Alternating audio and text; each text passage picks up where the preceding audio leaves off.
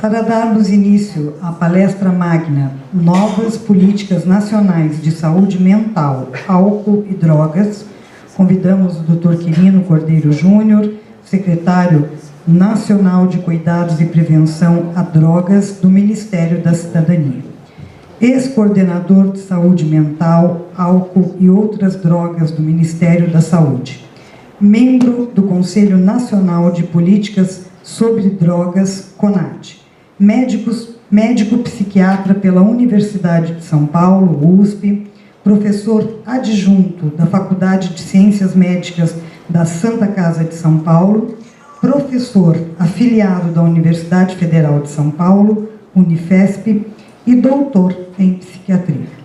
Por favor, doutor Quirino, a palavra com o senhor agora.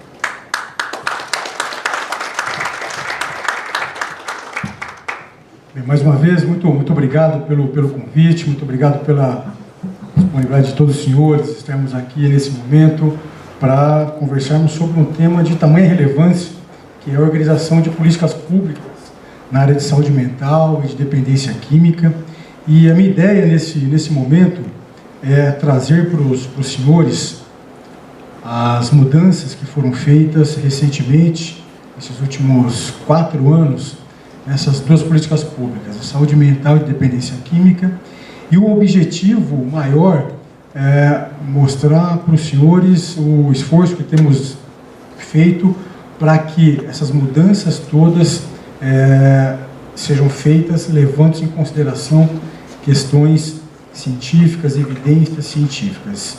No nosso entendimento, isso é muito importante. Nós estamos ainda aí, já no final, mas ainda vivendo um momento pandêmico no Brasil, que essa questão da ciência norteando, balizando decisões de políticas públicas, que foi colocado em vários momentos, né, como sendo importante. E, obviamente, nós não podemos também deixar de levar em consideração a necessidade de termos políticas públicas na área de saúde mental e de drogas baseadas, alicerçadas em evidências científicas. Então, basicamente, a minha ideia nessa apresentação é trazer para os senhores como nós temos buscado construir essas mudanças, levando-se em consideração aspectos científicos. Esse daqui, então, vai ser o roteiro da nossa apresentação nessa manhã. Inicialmente, nós vamos falar sobre a nova política nacional de saúde mental e de drogas e também da nova lei de drogas. Nós, no ano de 2019, além da publicação daquela que é considerada a nova política nacional sobre drogas, nós também trabalhamos para a publicação de uma nova lei de drogas no país, que trouxe uma série de mudanças nas mais variadas frentes de enfrentamento às drogas, tanto na área de repressão ao narcotráfico, de repressão ao crime organizado ligado ao narcotráfico, mas também mudanças nas áreas de prevenção às drogas e também de tratamento às pessoas com dependência química. Com o intuito, obviamente, dessa nossa apresentação é falarmos sobre os aspectos assistenciais, de cuidado, de tratamento às pessoas com dependência química, vai ser basicamente o que a gente vai falar. Entretanto, só para ficar claro que a nova política de drogas, publicada em 2019, traz também vários avanços no enfrentamento às drogas em outras frentes. Por exemplo, para a gente destacar um desses avanços que eu julgo bastante importante, que a gente tem levado a cabo agora, é a possibilidade de nós retirarmos do narcotraficante, de nós alienarmos do narcotráfico bens que estavam em sua posse.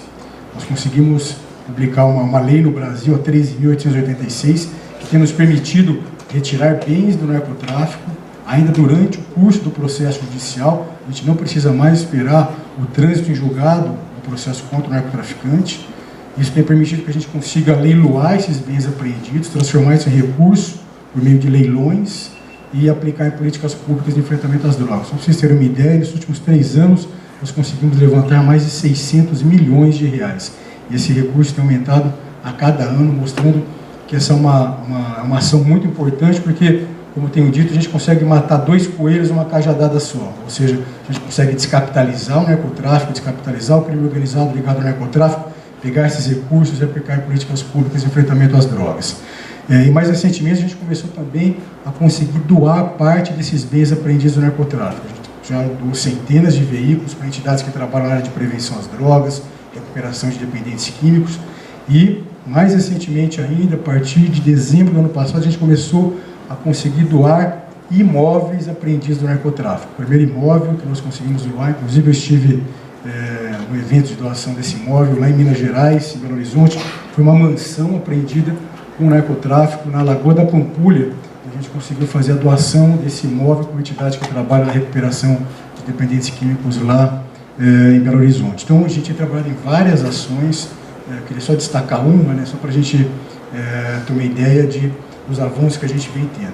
E os resultados já são bastante presentes, né, na nossa realidade. A gente tem conseguido, por exemplo, índices diferentes do que aqueles que a gente vinha tendo, como, por exemplo, redução da criminalidade no Brasil.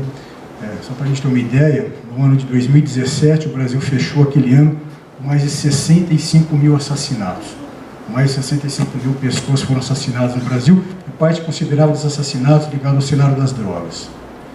Em 2019, primeiro ano dessa gestão do governo federal, nós reduzimos em 20% os homicídios no Brasil. Ano passado, reduzimos quase 10% e fechamos o ano passado com um pouco mais de 40 mil pessoas assassinadas, ou seja, baixamos de 65 mil para 40 mil.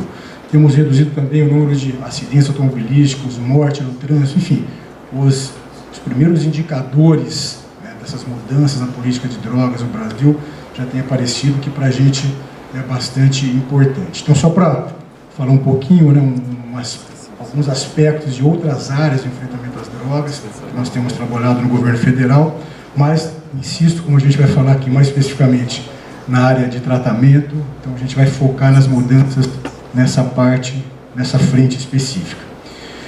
Depois, então, nós vamos falar, na segunda parte da apresentação, por que nós precisamos diversificar a rede assistencial. Por que nós precisamos, então, de serviços potentes, resolutivos, de base comunitária, mas precisamos também de serviços hospitalar. E aqui eu vou trazer mais dados focados na questão hospitalar, já que a gente está num evento aqui tratando, né, do credenciamento de um hospital psiquiátrico como centro de referência de dependência química pelo governo federal. Então, eu vou tratar aqui mais sobre esses aspectos científicos, acadêmicos, de evidências científicas que dão sustentação para a gente ter serviços fortes, robustos, de assistência hospitalar na área de psiquiatria e de saúde mental. Mas a gente tem outras evidências também que dão sustentação para a importância da gente ter uma rede plural, diversificada. Isso é muito importante, né? Não cabe nós termos mais políticas públicas no Brasil que privilegiam alguns serviços em detrimento de outros. Então a gente precisa ter uma rede que possa ofertar cuidado às pessoas com transtornos mentais e dependência química de acordo com as suas reais necessidades. É isso que eu vou buscar trazer para vocês. Então, aqui ao roteiro da apresentação, são esses dois aspectos que nós vamos conversar a partir de agora. Falando então inicialmente da nova Política Nacional de Saúde Mental e Drogas e também da nova Lei de Drogas,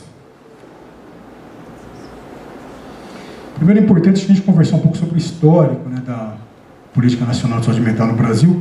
Obviamente que eu vou fazer aqui uma contextualização mais recente do histórico da Política Nacional de Saúde Mental, já partindo de 2001, uma publicação da Lei 10.216, como nós já conversamos.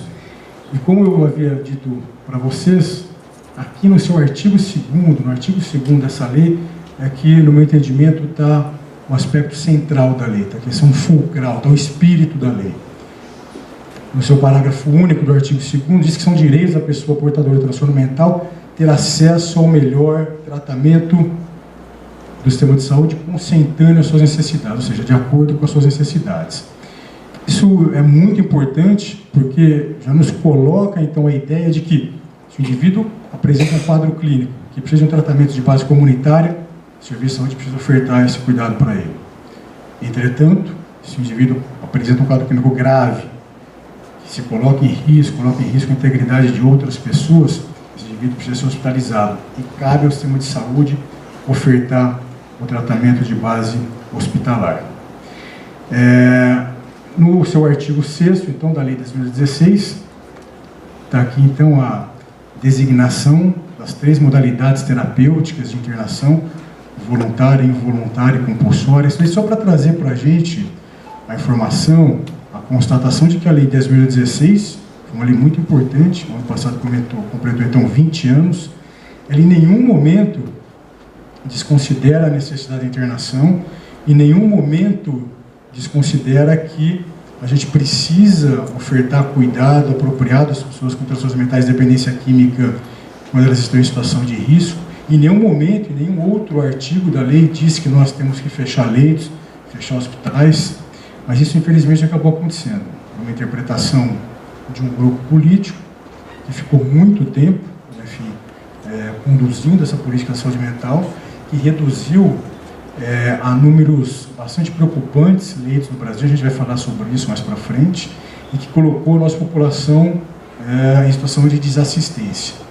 E isso tem contribuído, infelizmente, para que nós tenhamos no Brasil indicadores bastante ruins e bastante preocupantes, tanto na área de saúde mental, como na área de dependência química, como nós vamos conversar mais para frente. Então, isso para ficar claro que a Lei 10.216 é uma lei muito importante, ela trouxe avanços importantes, fundamentais para o tratamento, para o cuidado de qualidade aos pacientes, respeitando os seus direitos. Entretanto, é importante que nós entendamos exatamente o que a lei traz de fato, e não interpretações que foram dadas ao longo desses anos.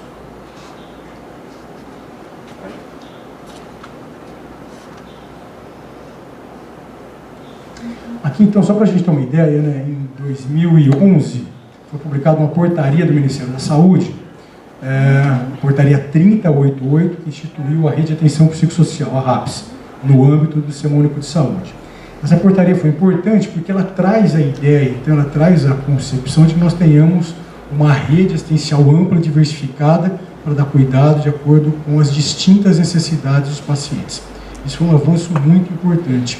E isso vem, na verdade, de uma normativa anterior, publicada no ano anterior, de 2010, do Ministério da Saúde, que criou, então, a necessidade que nós tivéssemos redes assistenciais de cuidado no âmbito do SUS.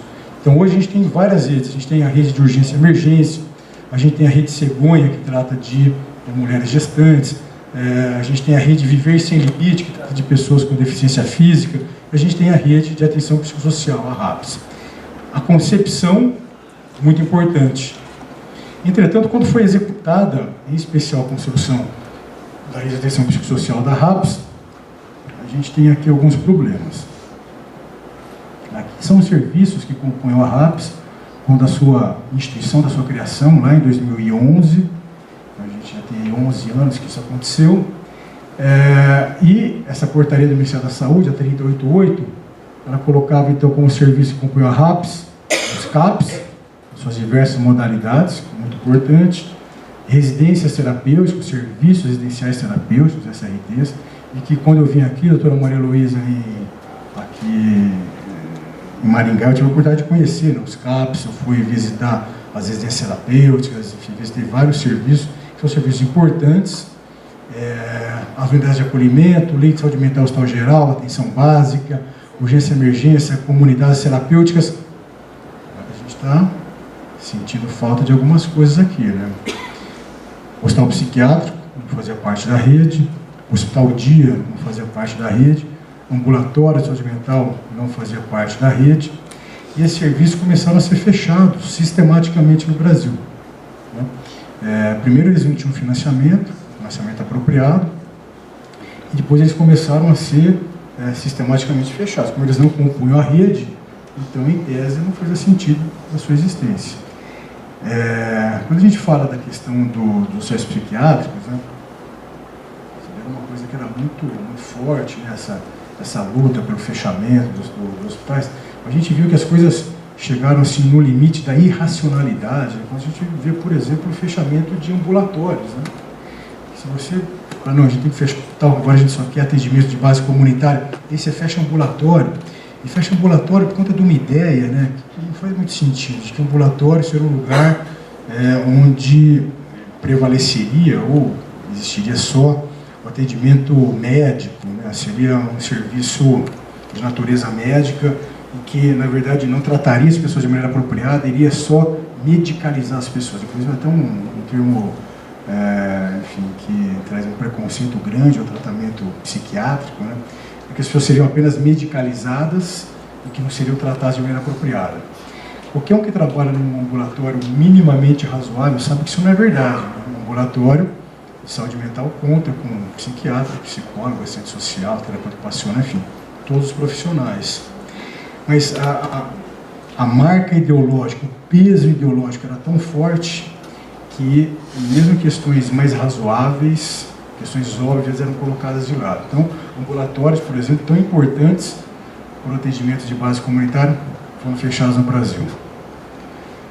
Isso levou a problemas importantes, e aqui eu vou mostrar para vocês alguns indicadores que nós viemos tendo no Brasil em decorrência dessa desestruturação da rede assistencial.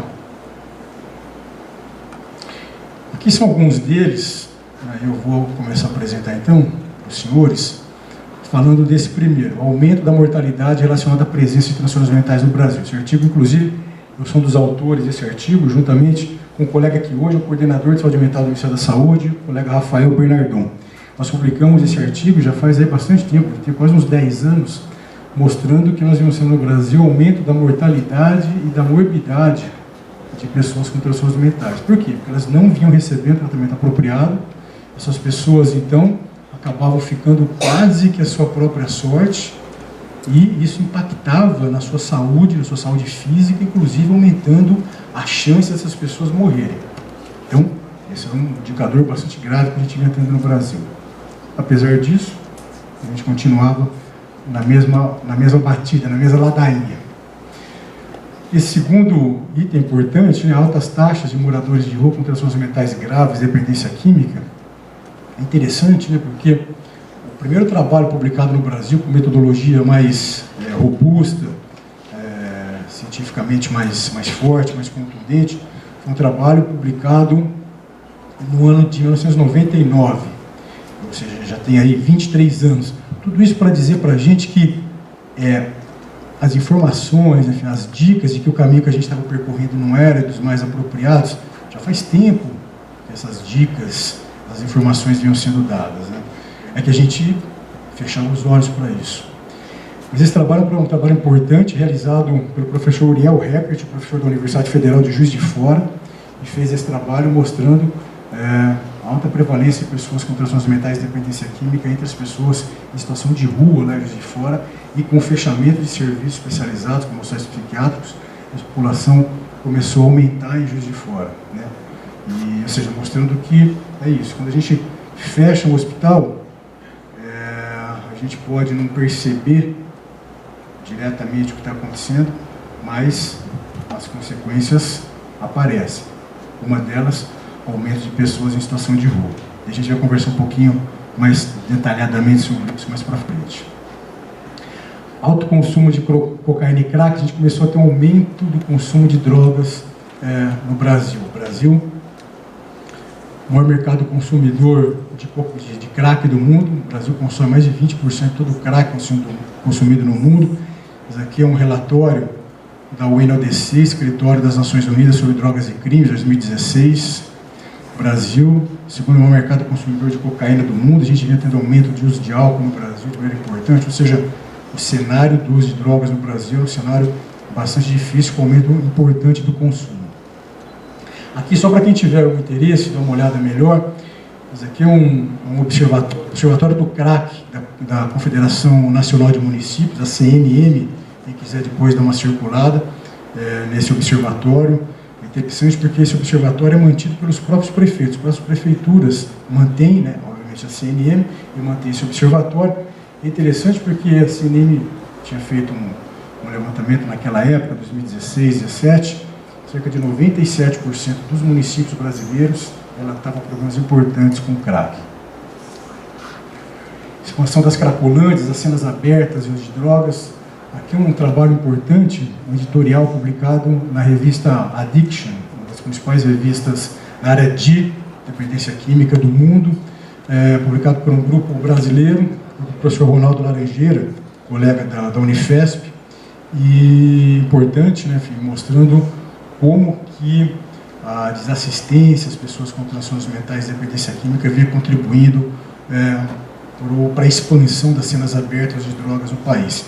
É interessante, né, porque eu sou de São Paulo, né, o lugar da maior cracolândia do Brasil, uma das maiores do mundo, fica lá na região da Luz, na região central de São Paulo, mas a gente começou a ver a proliferação desse tipo de fenômeno no Brasil afora, né? Então não é incomum, eu viajo muito, viajo basicamente toda semana para algum canto do Brasil, a gente ter cenas abertas de drogas, né? E a dificuldade que tem sido de reverter essa situação.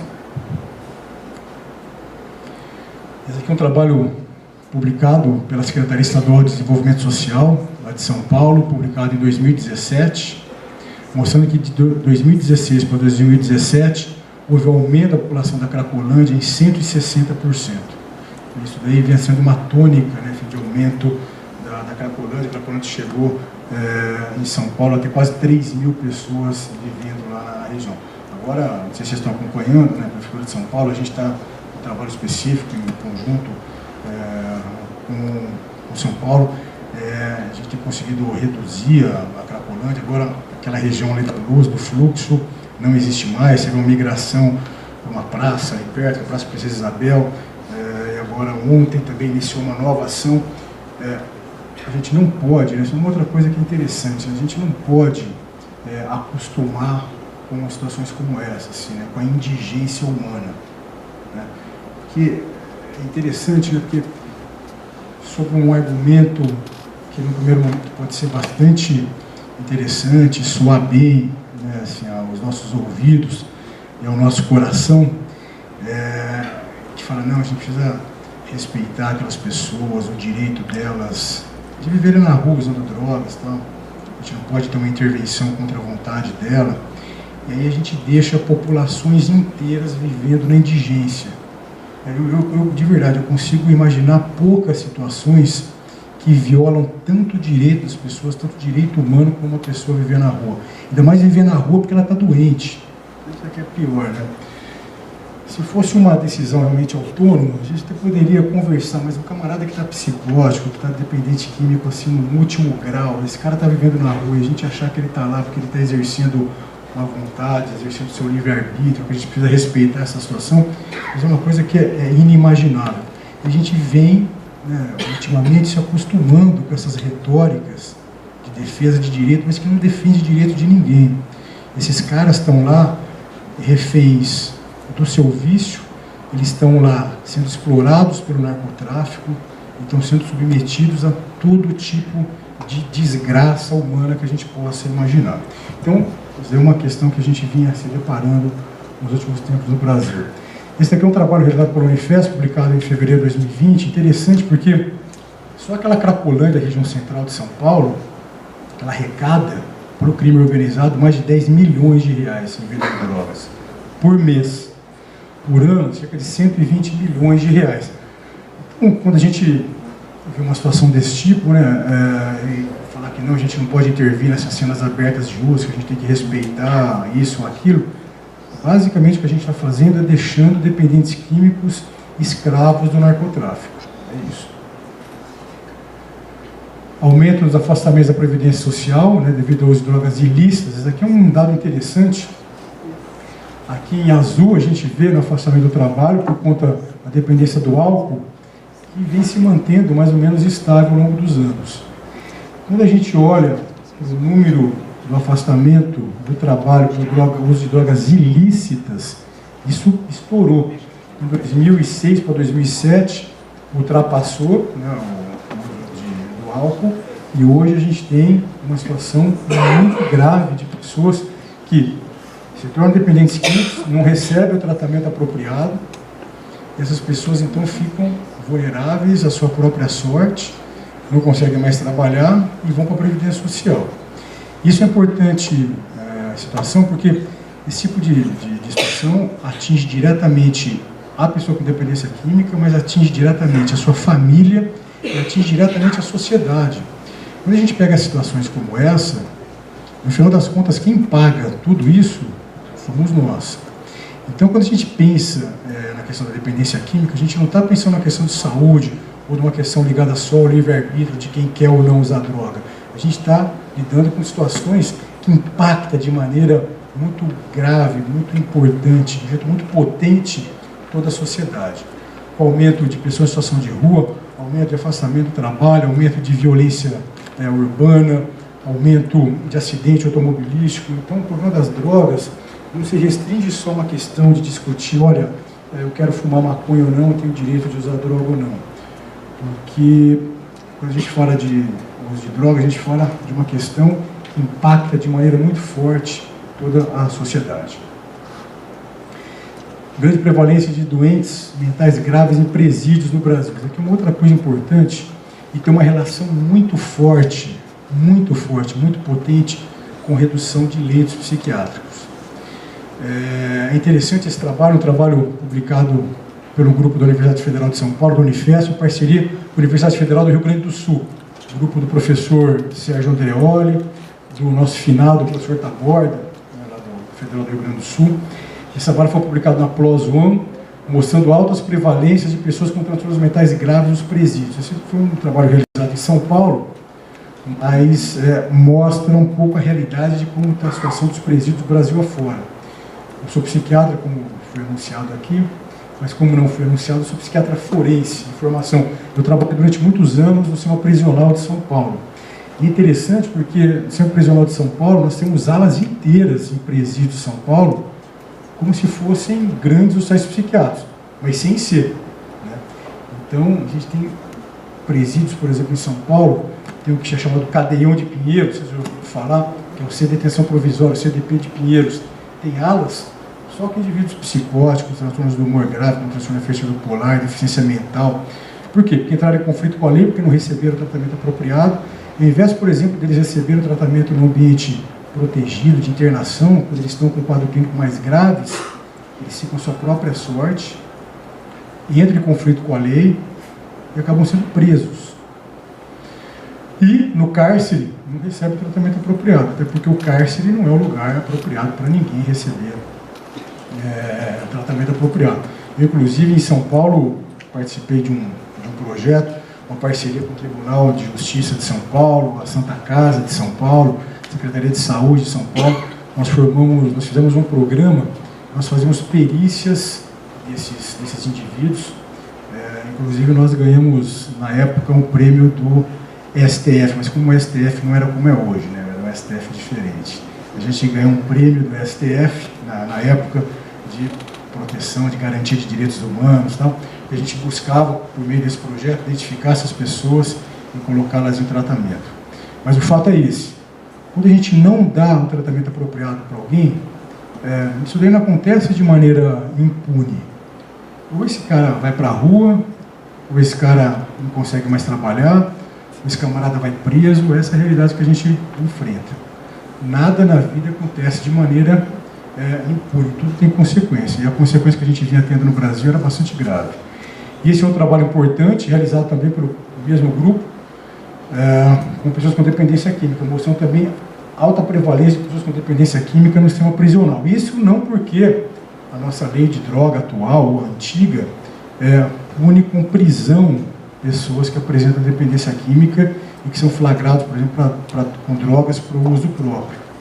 Na verdade, essas pessoas estão sendo presas porque elas, infelizmente, tinham quase dependência química e para manter seu vício, para manter sua dependência química, elas iam buscar crimes, em especial crime contra o patrimônio, roubo, furto, que muitas vezes se transformavam em crime contra a vida, para ter dinheiro para poder usar droga. Essas pessoas, então, novamente eram presas. Então, a gente não ofertava o tratamento apropriado para essas pessoas se vulnerabilizavam e eram presas. Outro fenômeno importante, taxas crescentes de suicídio, que a gente vem aumentando de maneira importante no Brasil nos últimos tempos. A gente vai conversar um pouquinho mais para frente, que a gente também tem vários estudos mostrando uma relação direta entre queda de número de leitos psiquiátricos e aumento das taxas de suicídio. Por quê? Porque, na verdade, o que acaba acontecendo é que a pessoa que apresenta o risco de suicídio, se ela não é hospitalizada, ela fica numa situação de vulnerabilidade e pode se colocar em risco, como a gente vai ver um pouco mais para frente. E essa situação, com certeza, tem relação com desassistência que a gente vinha ofertando para a nossa população. Então, o cenário que nós tínhamos era um cenário bastante desafiador, bastante complexo, e que nos motivou, então, a trabalhar lá em 2017, quando eu cheguei no governo federal, no Ministério da Saúde, para que a gente pudesse mudar um pouco esse cenário, mudando, então, as políticas públicas. Então, foi esse cenário que nos fez buscar organizar novas estratégias de abordagem do problema da saúde mental e das drogas no Brasil. Falando então um pouco agora sobre a nova política nacional de saúde mental, que foi publicada no ano de 2017, dezembro de 2017, no finalzinho do ano. É importante ficar claro aqui que a nova política nacional de saúde mental, como eu disse, né, é uma política que foi pactuada na Comissão Intergestora Tripartite do SUS, pactuada pelos gestores estaduais, municipais, pelo gestor federal. E é interessante, né, a gente agora está novamente, né, se Deus quiser, terminando a pandemia, mas a pandemia nos trouxe várias informações, inclusive a Organização do Sistema de Saúde. A gente sempre via, né, CONAS, que é o Conselho Nacional dos Secretários Estaduais de Saúde, CONASEM, o Conselho Nacional dos Secretários Municipais de Saúde, discutindo com o governo federal se o melhor caminho era esse e aquele. Por quê? Porque tudo que acontece no SUS, no Sistema Único de Saúde, não é uma decisão do governo federal só, não é uma decisão do governo municipal só, não é uma decisão do governo estadual só. Em geral, essas decisões são tomadas em conjunto, são pactuadas, são discutidas, em discussões muito longas, de meses. E nós fizemos isso ao longo de 2017. Aqui então está o nosso ex-ministro, Ricardo Barros, que era o ministro da Saúde na ocasião, aqui de Maringá. O Nard, né, que nos falou há pouco, aqui à distância, o Nard era o secretário executivo do Ministério da Saúde na época. E foram pessoas importantes que apoiaram essas mudanças. E foram mudanças que aconteceram a partir de uma pactuação nessa importante instância do SUS, que congrega, que junta os gestores do SUS, gestores estaduais, municipais e o gestor federal.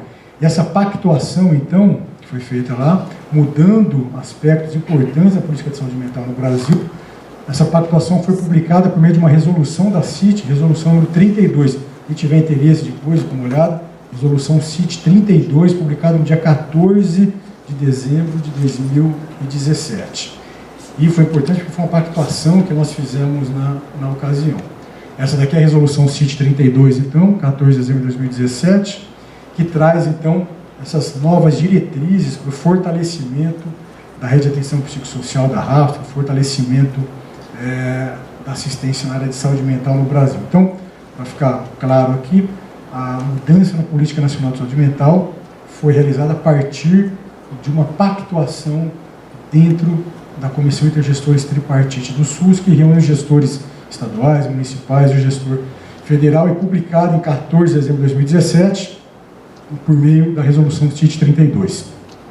Depois, para que nós pudéssemos operacionalizar essa resolução, a resolução 32 da CIT, nós, do Ministério da Saúde, publicamos essa portaria 3588, que modificou a portaria 3088, que eu mostrei para os senhores inicialmente, que foi a portaria que instituiu a rede de atenção psicossocial. Então, no dia 21 de dezembro, também de 2017, uma semana depois que nós publicamos a resolução CIT 32, nós publicamos a portaria 3588 do Ministério da Saúde, que passou então a operacionalizar, dar diretrizes de como aquelas mudanças pactuadas na CIT deveriam ocorrer. Então, o que nós fizemos basicamente? Nós mantivemos todos os serviços que compõem a rede de atenção psicossocial. Essa é uma coisa importante que muitas vezes eu ouço: não, pô, agora querem tirar esse serviço, tirar aquele. Infelizmente, a gente vive momentos interessantes, né, da história, não só do Brasil, do mundo, né, mas as questões de redes sociais, tal, qualquer coisa que sai numa velocidade muito grande, muitas vezes com um pouco alicerce na realidade. Mas basicamente nós mantivemos todos os serviços que compõem essa rede essencial e acrescentamos outros. Acrescentamos hospital psiquiátrico, hospital dia, ambulatório de saúde mental, e nós também acrescentamos aqui, nós criamos uma nova modalidade de CAPS álcool e drogas, modalidade 4, tipo 4, que é um CAPS mais potente que serve para abordagem de pessoas com dependência química em cenas abertas de drogas, as cracolândias. E nós ajustamos alguns pontos da RAPS. Leito psiquiátrico em hospital geral, leito de saúde mental em hospital geral, eu visitei, né, quando estive aqui em 2018, a enfermaria de saúde mental aqui, do hospital aqui em Maringá, e fica dentro de uma enfermaria. Né? O que acabou acontecendo é que, de acordo com as resoluções do Ministério da Saúde, esses leitos não necessariamente precisariam ficar em enfermarias de saúde mental, enfermarias especializadas. Então, a imensa maioria desses leitos, Brasil afora, esses sim são leitos fake. Eles não existem na sua maioria. Basicamente, só para a gente ter uma ideia, são leitos que o Ministério da Saúde pagava na integralidade, como se eles estivessem ocupados 24 horas. E esses leitos eles ficavam em enfermarias de hospital geral, dentro de uma enfermaria de clínica médica, de cirurgia, como se a gente pudesse conceber a ideia de um camarada internado num leito, que sofreu uma laparotomia, o outro que infartou, o outro está num dreno do pulmão, porque está com empiema, e do leito do lado, um camarada com transtorno afetivo bipolar, numa fase de mania psicótica. Não dá para a gente conceber isso. Então, tecnicamente, não dá para a gente imaginar que esses leitos de saúde mental hospital geral, que não estivessem em enfermarias, como a gente tem aqui em Maringá, e que funciona muito bem, esses leitos, que são esses leitos fake, né, para inglês ver, para receber dinheiro do Ministério da Saúde, não executar política nenhuma. Então, esses leitos a gente abortou, e os leitos que a gente passa a incentivar, então, são esses leitos em hospital geral, dentro de enfermarias, com condições técnicas para funcionar, com ambiente físico apropriado e com equipe apropriada. A gente precisa ter psiquiatra, esses leitos de saúde mental e hospital geral espalhados por várias enfermarias, cuja taxa de ocupação interessante era de menos de 15% quando nós fizemos o estudo, quando nós mudamos a política. Não havia necessidade, por exemplo, da existência de um psiquiatra para cuidar desses pacientes no hospital geral. Então é mais ou menos como a gente pegar um camarada com um quadro grave, clínico qualquer, colocar numa UTI e não colocar um especialista para cuidar desse indivíduo. Pegar um médico qualquer, sem especialidade em serviços de assistência intensiva ao paciente e colocar para cuidar dele. Então eram situações absolutamente sem sentido. E nós modificamos isso. Então hoje o leito de saúde mental hospital geral, o leito psiquiátrico hospital geral, nós continuamos a incentivar, continuamos a abrir isso em outros lugares, mas dentro de enfermarias especializadas, com equipe técnica especializada, contando obrigatoriamente com psiquiatra, psicólogo, assistente social, enfermagem, enfim, uma equipe que possa dar conta do cuidado desses indivíduos. As residências terapêuticas, as SRTs, nós ampliamos. As residências terapêuticas são serviços importantes, serviços residenciais terapêuticos, mas antes eram serviços que recebiam apenas indivíduos egressos de longos períodos de internação psiquiátrica, são os moradores do hospital psiquiátrico. Nós ampliamos aqui o público que pode acessar a SRT. Por quê? Porque, na verdade, não é só o indivíduo que está no hospital psiquiátrico há muitos anos que precisa de um lugar para morar na comunidade. Aquele camarada que está em situação de rua, que é o louco da rua, que a gente olha de longe, não precisa ser psiquiatra, psicólogo. A minha avó se visse e fala, pô, esse cara não está legal, né? Esse cara está mal, está comendo lixo na rua, vestindo daquele jeito. Esse camarada também precisa de um lugar protegido para morar. Faz sentido? Por que a gente não pode usar as residências terapêuticas para isso? Então a gente abriu a possibilidade desse indivíduo, por exemplo, poder acessar as residências terapêuticas. Por que um cara com transtorno mental grave, que está preso de maneira indevida, quando ele sai da prisão, ele vai para onde? Vai para a rua, né? Aquele caso de problema outra vez, para ser preso outra vez. Será que esse camarada não pode ir para a residência terapêutica, um quadro clínico estável? Então, a gente abriu a possibilidade das residências terapêuticas receberem outras populações que não só os egressos de longos períodos de internação psiquiátrica, os moradores dos hospitais psiquiátricos. A gente fez também ações aqui com os hospitais psiquiátricos, a gente tinha comentado anteriormente, nós publicamos a portaria 3588, que fez um reajuste no valor das diárias, 65%, foi um reajuste importante, a gente conseguiu aí dar uma sobrevida para os hospitais, em que pese sabemos que é importante a gente ter uma política de financiamento apropriado fazia quase 10 anos que os serviços psiquiátricos não recebiam recurso, e é interessante porque são poucos lugares do país que os hospitais psiquiátricos recebem uma contrapartida dos outros entes federados. Então, aqui no Paraná isso acontece, mas é uma raridade assim, Brasil afora, diferente de outros serviços que compõem a rede. Quando a gente fala de CAPES, por exemplo, o Ministério da Saúde aporta um recurso, muitas vezes o Estado aporta, o município, que acaba arcando boa parte do financiamento, mas quando a gente fala de hospital, não. Então, basicamente, é só aquele dinheiro que sai do Ministério da Saúde que vai para o hospital. E como eu disse, o hospital vivendo aí com quase R$30 por uma diária. Então, a gente fez esse reajuste. Hoje, o valor das diárias, são 4 tipos de diárias. A maior está por volta de R$80, a menor por volta de R$50. Que, na verdade, a gente precisa ponderar também, né? Por isso que a gente tem trabalhado para fazer esses reajustes constantes, porque estamos trabalhando agora no governo federal para isso. Se a gente pensar com R$50, se alguém vai conseguir tocar de maneira apropriada um serviço de assistência complexo à saúde, é difícil. Por isso a importância, né, dos outros entes federados entrarem com financiamento, já que a gente tem isso na organização do SUS, né?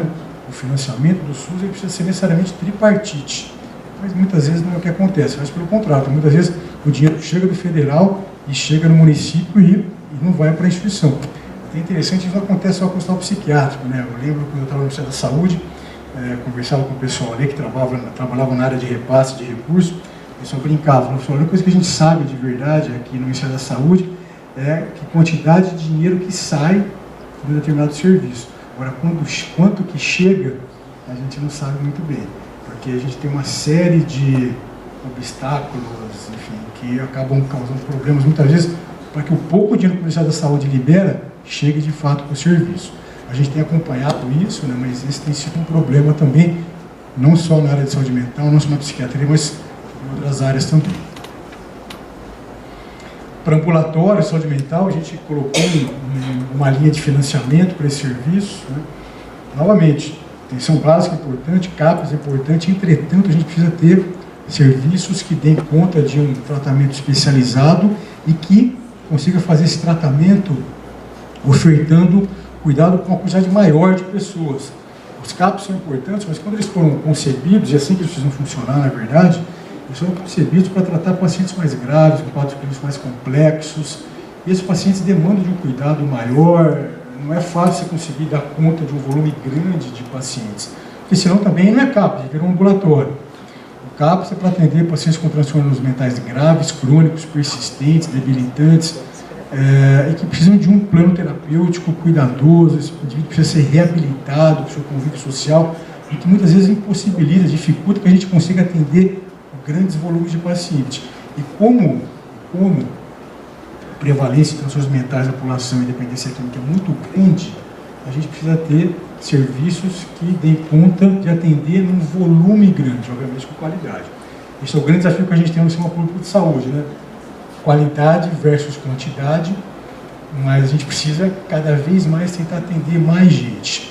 A atenção básica é potente? Ela pode ser potente, mas tem alguns quadros que, por mais especializados que seja a atenção básica, por mais que conte, por exemplo, com um esquema de matriciamento, a atenção básica tem seus limites. E a gente precisa ter serviços especializados, de base comunitária, como os ambulatórios, que têm potência para esse atendimento. E é interessante porque, um ano depois, em 2018, nós publicamos essa portaria aqui, a 544, que veio complementar a 3588, para o financiamento das equipes multiprofissionais, né, para as equipes ambulatoriais, e falando onde essas equipes podem ser alocadas. Elas podem ser alocadas em serviços ambulatoriais já existentes. Então, você tem um ambulatório de especialidade, você pode colocar uma equipe de saúde mental lá, e que conta com médico, né, com psiquiatra, com psicólogo, com um monte de profissional, só para a gente quebrar essa ideia equivocada de ambulatório, é um serviço médico, enfim. Como se isso, na verdade, fosse um desdém também, né? Mas, na verdade, não é um serviço médico, é um serviço que conta com um tratamento multiprofissional necessariamente. E é assim que a gente passou a financiar esses serviços. A gente tem apostado bastante nisso. Só o ano passado o Ministério da Saúde passou a financiar, só o ano passado, que eu lembro aí, mais de 70 dessas equipes do Brasil afora. Então, a gente tem trabalhado para ampliar esse atendimento. E essas equipes podem ser também colocadas em ambulatórios especializados em saúde mental, elas podem ser colocadas em hospitais psiquiátricos, enfim, que a gente possa ter serviços especializados em saúde mental para dar um atendimento especializado e em grande volume para os nossos pacientes. Falando um pouco da nova política nacional sobre drogas, aqui tem uma outra situação interessante e importante, porque tal como nós fizemos a mudança na política de saúde mental em 2017, em 2019 nós fizemos a mudança na política de saúde mental, da saúde mental em 2017, em 2019 fizemos a mudança na política nacional sobre drogas. E é interessante, isso também, só para ficar claro aqui, né, tal qual nós tivemos essa discussão, essa construção coletiva lá, para a publicação da nova política nacional de saúde mental em 2017. Em 2019, nós também tivemos anteriormente a publicação da política de drogas, na mudança da política de drogas, nós tivemos uma construção coletiva dentro do Conselho Nacional de Polícia de Drogas, no CONAD, no ano de 2018, dando sequência às mudanças que nós tivemos em 2017 na saúde mental, para que a gente pudesse aliar e alinhar a política de saúde mental com a política de drogas. Em 2018, o Conselho Nacional de Polícia de Drogas, o CONAD, publicou uma resolução muito importante, prevendo a necessidade de realizarmos mudança na política sobre drogas no país. Essa mudança, então, foi publicada no ano anterior, já numa outra gestão, né, 2018, ainda de gestão do presidente Michel Temer, 2019, presidente Bolsonaro, porque muitas vezes, na hora que você publica uma nova política pública no Brasil, então foi publicado por meio de um decreto presidencial, em abril de 2019, o presidente Bolsonaro que fez a assinatura desse decreto. Aí já começa, foi uma canetada que foi feita, não teve participação de ninguém. Mentira, né? Teve a participação toda do Conselho Nacional de Polícia sobre Drogas, que em 2018, contando com representantes da sociedade civil, publicou essa resolução para que a gente tivesse mudanças na política de drogas. Isso é muito importante ficar claro para a gente, né? Porque senão, enfim, sempre fica esse discurso, a retórica de que não, foram só canetadas, isso não representa as necessidades das pessoas. Primeiro representa porque o cenário que a gente vinha tendo é um cenário muito difícil, que aliás fez a sociedade civil identificar a necessidade de mudanças. Então, em 2019, nós publicamos a nova política nacional sobre drogas, decreto 9761. Quem depois tiver interesse pode dar uma olhada. E esse decreto, então, traz mudanças, como eu falei para vocês, em várias frentes de enfrentamento às drogas no país. Desde ações de enfrentamento ao narcotráfico, até ações de prevenção, cuidado de pessoas com dependência química. Como a gente novamente está falando da parte de cuidado, de tratamento, essa é a rede assistencial, então, que consta no decreto 9761, que instituiu a nova política nacional sobre drogas. E tal qual nós fizemos lá, a reestruturação da RAPS, aqui no âmbito do SISNAD, que é o Sistema Nacional de Políticas Públicas sobre Drogas, nós também buscamos ampliar a rede assistencial à pessoa com dependência química no âmbito do SISNAD, tal qual fizemos no SUS. Então nós colocamos ambulatórios, hospital psiquiátrico, hospital dia, mas também tem aqui unidade básica de saúde, centro de atenção psicossocial, que são os CAPs, unidade de acolhimento, uma terapêutica, hospital geral. A ideia, novamente, que eu insisto nisso, eu tenho buscado bater sempre nessa tecla, a ideia é que a gente tenha uma rede assistencial ampla, contando com os mais variados serviços, para que o cuidado ao paciente seja realmente de acordo com a sua real necessidade. E é importante também porque nessa rede assistencial a gente incluiu aqui outros serviços, como por exemplo as clínicas especializadas no tratamento de dependentes químicos, né, que não são hospitais, não são comunidades terapêuticas, é um outro serviço, um serviço médico, precisa ter médico 24 horas, mas que tem algumas peculiaridades. A gente colocou as clínicas especializadas aqui. Colocamos também casas de apoio e convivência, moradia assistida, grupo de mútua ajuda e apoio familiar. Essa é uma outra coisa importante também, né, que esses grupos vinham sofrendo um preconceito importante no Brasil, tenham sido alijados das políticas públicas nos últimos tempos, mas eles têm uma importância muito grande, inclusive respaldo científico para o seu funcionamento. Esses grupos funcionam de maneira bastante interessante, com resultados bem interessantes. Eu vou mostrar alguns trabalhos científicos para vocês daqui para frente. Então, novamente, tal qual a gente fez na RAPS, no âmbito do SUS, a gente fez também aqui na rede assistencial, no âmbito do SISNAD, que é o Sistema Nacional de Políticas Públicas sobre Drogas. A ideia de uma rede ampla, incluindo, obviamente, os hospitais psiquiátricos. E tivemos também a nova lei de drogas, publicada então em 2019, que foi um ano importante. Nós conseguimos aprovar, então, mudanças na lei de drogas do Brasil, conseguimos aprovar a lei 10.840, que também trouxe uma série de mudanças, inclusive também na área da dependência química.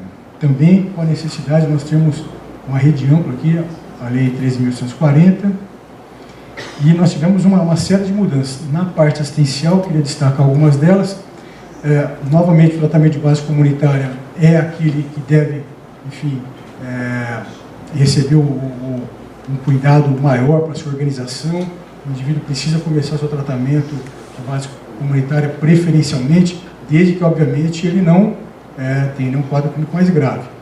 Eu sempre busco fazer paralelos com outras questões de saúde. Assim, por exemplo, um indivíduo que apresenta um quadro de pressão alta, ele precisa fazer um tratamento já num hospital, sim ou não? Não, pode começar e deve começar lá na atenção básica, direitinho. Mas e se de repente ele não tinha nenhum problema de saúde, ele teve um pico hipertensivo, teve um AVC, teve alguma coisa grave? Ele vai lá na atenção básica, para depois ele... Não, pô, ele precisa entrar direto no serviço de urgência e emergência, ele precisa direto ser internado para ele ser cuidado. Então, quando a gente fala que a entrada é pela atenção básica, tá óbvio que quando esse indivíduo está com um quadro clínico que possa ser manejado lá. Quando a gente usa esses paralelos com outros quadros clínicos, acho que nos ajudam mais, porque muitas vezes eu acho que a gente tem dificuldade de entender que transtornos mentais podem levar o indivíduo, inclusive, a risco de vida, né? Isso não é muito claro para algumas pessoas, então acho que é importante isso ficar claro. Então, o tratamento de base comunitária é a porta de entrada, é onde as coisas devem acontecer, obviamente, tirando essas situações mais extremas, mas os outros tipos de cuidados são extremamente necessários, eles precisam estar presentes e ofertar à população. As farmacoterapêuticas ganharam aqui um capítulo especial, tem uma sessão inteira da Lei 13.840, que é a nova lei de drogas, a sessão de número 6, que trata das farmacoterapêuticas. E, pela primeira vez, nós temos uma lei federal sobre drogas que trata da internação involuntária para as pessoas com dependência química. Como nós já vimos, a Lei 10.016, de 2001, já tem ali, né, no seu artigo 6º, como a gente viu, todas as modalidades de internação contempladas. Entretanto, muitos operadores do direito, muitas autoridades na área da saúde mental, da dependência química, discutiam, mas será que a Lei 10.016 se aplica também à dependência química? Agora é muito claro, né, porque a gente tem a Lei 13.840 de 2019, que coloca, então, a possibilidade de internação involuntária para pacientes com dependência química. Isso, na verdade, corroborando, então, uma lei de 20 anos no Brasil, que é 10.016, corroborando manifestações, resoluções do Conselho Federal de Medicina, que coloca a possibilidade de internação involuntária. E aqui eu queria chamar a atenção, porque a internação involuntária, obviamente, não é para qualquer caso, não é para um moleque que foi flagrado pela mãe fumando maconha. Tudo isso para a gente desmistificar também um pouco essas questões, a gente ir para um debate mais enfim, baseado nas questões reais. Internação involuntária para dependência química, indivíduo com transtorno grave, grave de dependência química, por conta disso perdeu as condições de tomar decisões autônomas, por conta do quadro grave de dependência química, começa a se colocar em risco ou colocar outras pessoas em risco. Nesses casos, então, é indicada a dependência química, a internação involuntária para dependência química, e não só a internação involuntária pode, mas ela deve acontecer, para que a gente possa salvaguardar direitos do paciente. Longe da internação involuntária ser uma violadora de direitos, a internação involuntária, nesse contexto, salvaguarda direitos. Salvaguarda direito à saúde, direito à vida, muitas vezes não só da pessoa com dependência química, mas de outras pessoas que convivem consigo. Então, essas são as principais mudanças na lei de drogas no que concerne ao tratamento das pessoas com dependência química. Indo para a segunda parte da apresentação, então, a gente saindo da questão mais focada na nova política de saúde mental, nova política de drogas, nova lei de drogas, interessante a gente falar um pouquinho sobre, então, por que nós temos uma rede diversificada de assistência, né? E por que a gente tem que ofertar leitos psiquiátricos às pessoas? Acho que essa é uma questão importante, né? Por quê? Porque eu gosto de hospital, eu não gosto de hospital, o hospital é legal, o hospital não é legal. Não, porque o hospital é importante, o leito psiquiátrico é importante. E aqui eu vou trazer alguns trabalhos científicos, né, só para a gente entender a importância dos leitos psiquiátricos no tratamento, no cuidado integral à pessoa que apresenta dependência química e transtorno mental. Falando um pouquinho das consequências danosas, então, que a restrição ao acesso aos leitos psiquiátricos acabou causando nos pacientes, os problemas que causam para a sociedade como um todo. Antes disso, só para a gente dar uma olhada aqui como é que o Brasil está, né? O Brasil fez uma reforma psiquiátrica que não teve precedente, não teve paralelo em nenhum lugar do mundo. Não teve. Essa é uma grande jabuticaba brasileira, assim. Não teve uma situação desse tipo em nenhum outro lugar. Lugar que se aproximou um pouco do Brasil, mas num volume muito menor de estrago, foi na Itália. Na Itália, foi um país importante que fez uma reforma na ciência psiquiátrica bastante radical. Lá quem liderou esse movimento foi o psiquiatra Franco Basaglia, vocês devem ter ouvido falar dele. Esse movimento começou em Trieste, na Itália, onde foi o epicentro do movimento, depois se espalhou para outros lugares. Ele conseguiu aprovar no Congresso italiano uma lei, a Lei 180, que deu respaldo para a realização da reforma psiquiátrica italiana e que muito inspirou a reforma psiquiátrica brasileira, só que no Brasil foi de uma potência muito maior e de um grau de destruição muito maior. Mas mesmo na Itália, né, a quantidade de leitos, dos hospitais psiquiátricos que foram mantidos é muito maior do que aconteceu no Brasil. Mas só para a gente dar uma olhada, então aqui, taxa de leito psiquiátrico em vários países do mundo afora, e o Brasil está aqui. Ó. Hoje o Brasil tem uma taxa de leito por 1.000 habitantes de 0,07 leitos para cada 1.000 habitantes. Quando a gente compara com países da OCDE, os países da OCDE são os países mais desenvolvidos do mundo, enfim, vários países que compõem a OCDE, a taxa de leito psiquiátrico para cada 1.000 habitantes é de 0,7, ou seja, os países da OCDE têm uma taxa de leito psiquiátrico 10 vezes maior do que a brasileira. Então, quando a gente fala em números absolutos, é difícil a gente comparar, mas é importante quando a gente fala em termos relativos, ponderando para a população, Brasil uma taxa de 0,07, país da OCDE 0,7. E tem vários trabalhos científicos, a gente vai ver um pouco mais para frente, que mostram que quando uma sociedade tem menos de 0,3 leitos para cada 1.000 habitantes, menos 0,3 leitos, ou seja, aqui no Brasil a gente tem então, 4 vezes menos que isso. Mas qualquer sociedade que tem então menos de 0,3 leitos para cada 1.000 habitantes, começa a colocar a sua população com transtorno mental em risco. Risco de quê? Aumento de pessoas em situação de rua, risco de aumento de suicídio, risco de aprisionamento dessa população, que é basicamente o cenário que a gente vê tendo no Brasil, que a gente mostrou no início da apresentação. Aumento de suicídio, aumento de pessoas em situação de rua e aumento de encarceramento dessas pessoas. Ou seja, eu interno esse cara vai para a rua. Eu não interno esse cara se mata. Ou eu não interno esse cara mata outro. É basicamente o que a gente vinha tendo no Brasil, como consequência da redução de leitos. Então, falando um pouquinho sobre alguns desses aspectos mais específicos, né, da restrição de leitos e as consequências, então, para a sociedade, falando então sobre o encarceramento, sobre o aprisionamento. Como que a restrição de leitos impacta no aumento de aprisionamento. Essa figura aqui, não sei se vocês conhecem, é o professor Lionel Penrose. Lionel Penrose foi um epidemiologista britânico, fez seus primeiros estudos nos Estados Unidos, e ele descreveu então um fenômeno que levou o seu nome, fenômeno de Penrose, ou curva de Penrose. E aqui, né, enfim, o primeiro estudo que ele fez sobre os efeitos da desinstitucionalização nos Estados Unidos. Lembrar também que esse problema que se abateu sobre vários países, não na magnitude que aconteceu aqui no Brasil, mas aconteceu em outros países. É interessante porque, basicamente, a relação que foi obtida era conforme se ia diminuindo leitos psiquiátricos, se aumentando o número de aprisionamentos. Por quê? Porque a pessoa não tinha lugar para ser tratada de maneira apropriada, para ficar no convívio social, se vulnerabilizava, entrava em conflito com a lei e era presa.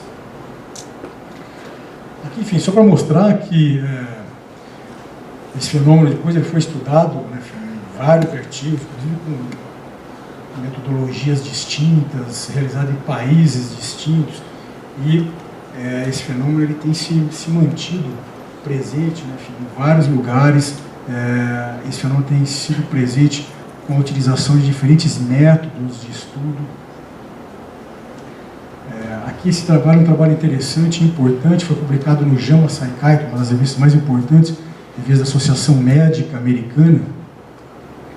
Foi publicado em 2015 e fala sobre a redução de leitos psiquiátricos e aumento da população carcerária aqui nas Américas, na América do Sul. E é interessante, né, porque aqui a gente vê nesse gráfico a redução de leitos e nesse outro aumento do aprisionamento. É interessante porque esse estudo aqui contou com 6 países, né, aqui da América do Sul, e o Brasil é um deles. O Brasil fez parte, foi um estudo multicêntrico, contando com o Brasil, estudo publicado no JAMA Psychiatry em 2015. Mostrando o impacto, então, da redução de leitos e aumento de encarceramento na América do Sul, incluindo o Brasil, publicado no JAMA Psychiatry. Aqui é interessante esse estudo, só para mostrar, né, foi publicado em 2009, realizado nos países nórdicos, né, publicado na Nordic Journal of Psychiatry, mostrando que esse fenômeno não é restrito a culturas, que a gente poderia falar, bom, então, será que esse fenômeno é observado aqui na América do Sul, nos Estados Unidos, mas será que também em outros países? Então, esse estudo realizado nos países nórdicos, mostrando a situação parecida. Esse aqui é um estudo realizado no leste europeu, na Hungria, situação parecida. E aqui no Brasil, né, um estudo que eu já mostrei para vocês, publicado na PLOS One, uma revista científica de grande impacto, mostrando então altas prevalências de pessoas com transtornos mentais graves nos presídios aqui de São Paulo, mas essa é a realidade que a gente tem no Brasil afora. E esse é o outro estudo, aquele primeiro, falando sobre aumento do aprisionamento de pessoas com transtornos mentais graves em geral, e aqui falando sobre o aprisionamento de pessoas com dependência química. Esse daqui é o fenômeno de Penrose, ou curva de Penrose. Esse estudo é importante, publicado no British Journal of Psychiatry, um dos principais jornais científicos internacionais, um jornal britânico. Esse daqui foi um trabalho publicado por membros daquele mesmo grupo de pesquisadores que fizeram aqueles 2 estudos publicados na PLOS One, mostrando altas prevalências de pessoas com transtornos mentais graves nos presídios aqui no Brasil. Esse estudo aqui, né, o título é bastante provocante, mas o título é esse, né? A prisão não é o lugar certo, não é o lugar apropriado para pessoas com transtornos mentais. O caso brasileiro, eu até falaria do vergonhoso caso brasileiro, né? A gente tem uma situação bastante delicada, né, de aprisionamento de pessoas com transtornos mentais graves no Brasil, por conta justamente de políticas públicas inadequadas no tratamento, no manejo, em especial, de pessoas com transtornos mentais graves. Esse artigo aqui é um artigo publicado em 2014, vale a pena ler, é um artigo de revisão, é um artigo de discussão do tema, um artigo interessante. E aqui é a nossa curva de Penrose brasileira, né? Queda de leitos, aumento de encarceramento. A expectativa que a gente tem no Brasil, que a gente deva ter mais ou menos aí, mais de 62 mil pessoas no Brasil com transtornos mentais graves. Quando eu falo transtorno mental grave, quadros psicóticos, como esquizofrenia, transtornos do humor grave, como transtorno afetivo bipolar, presas no Brasil, porque não receberam tratamento apropriado. Então, a gente tem aí mais de 62 mil pessoas, é a estimativa que a gente tem presas no Brasil hoje. Aqui, não contando, obviamente, as pessoas com dependência química, são só transtornos mentais graves, como quadros psicóticos, transtornos de humor grave. Aqui a gente vai ver alguns trabalhos falando sobre a restrição ao acesso a leitos psiquiátricos e suicídio, que também é um outro fenômeno importante e que se correlaciona com a redução de leitos. Esse trabalho aqui é um dos principais trabalhos, né, que foi publicado, foi realizado nos Estados Unidos, e ele faz uma pergunta, né? Então ele pergunta se a desinstitucionalização aumenta o suicídio. Trabalho realizado nos Estados Unidos, mostrando o aumento das taxas de suicídio nos Estados Unidos, fazendo um paralelo com a desinstitucionalização. E aqui eu queria só aproveitar o momento, né, porque a gente está conversando aqui, que essas novas políticas públicas de saúde mental, políticas públicas de drogas, são favoráveis ao processo de desinstitucionalização. Desde que se entenda por desinstitucionalização a saída de moradores de hospital. Para incorporar. Porque quando o indivíduo sai do hospital como morador, primeiro, aquele leito não pode ser fechado. Não faz sentido. Isso tem que ser transformado num leito para agudos. Essa é a primeira coisa. E a desinstitucionalização não pode ser nunca sinônimo de fechamento de hospital, fechamento de leito. Desinstitucionalizar é pegar um camarada que está institucionalizado e tirar ele da instituição.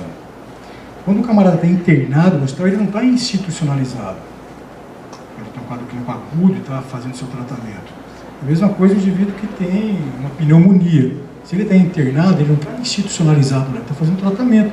E se Deus quiser, em breve, depois de uma semana, ele vai estar em casa. Mesma coisa um camarada com transtorno mental grave.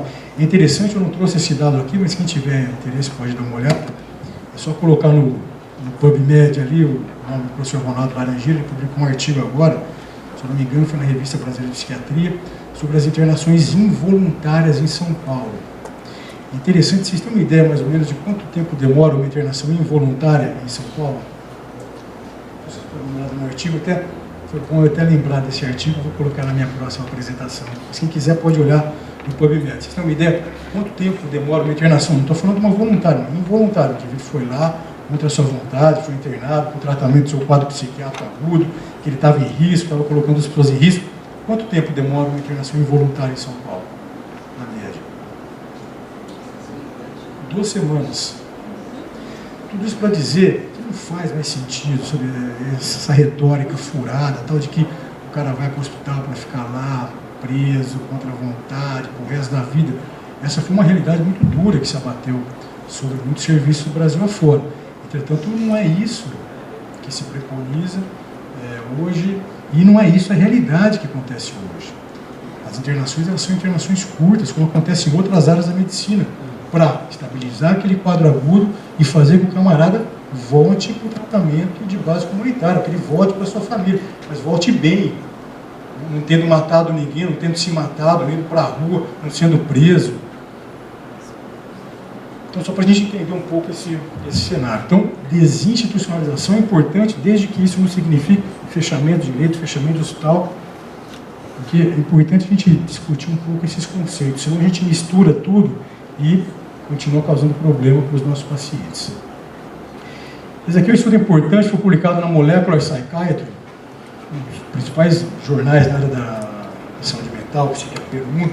Até a linha editorial da Molecular Psychiatry não é para discutir esse tipo de assunto, mas foi interessante. Isso daqui é um editorial, né, da Molecular Psychiatry, foi publicado em 2017, e até o título, né, é quando que os governos, né, deveriam aumentar a oferta de leitos psiquiátricos.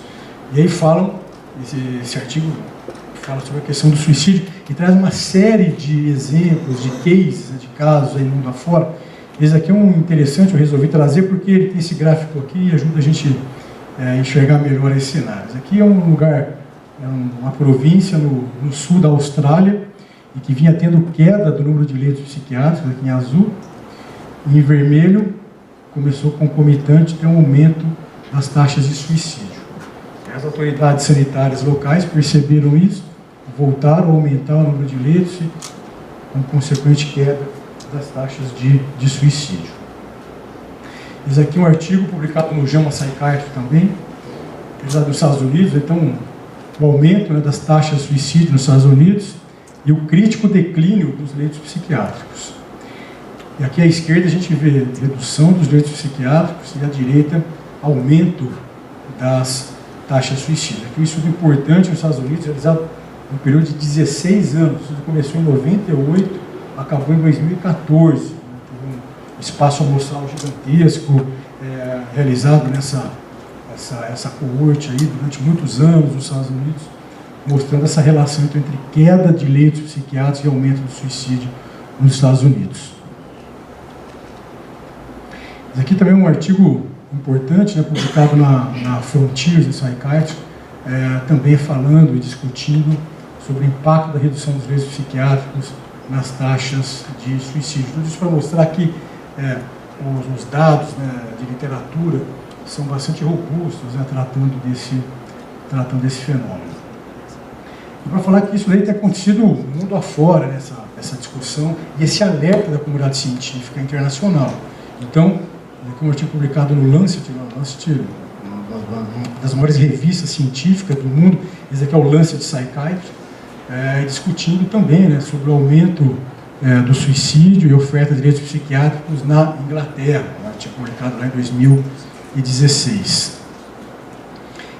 Aqui no British Medical Journal é uma revista da Associação Médica Britânica, não é uma revista especializada em psiquiatria, né, mostrando que essa é uma preocupação que tem se abatido não só na comunidade psiquiátrica, mundo afora, mas na comunidade médica, mundo afora também, discutindo, né? Então esse artigo, inclusive, fala sobre a gente ter uma moratória de diminuição de leitos psiquiátricos no Reino Unido. Fala, não dá mais para diminuir leito, a gente está numa situação super delicada. Isso lá no Reino Unido, né?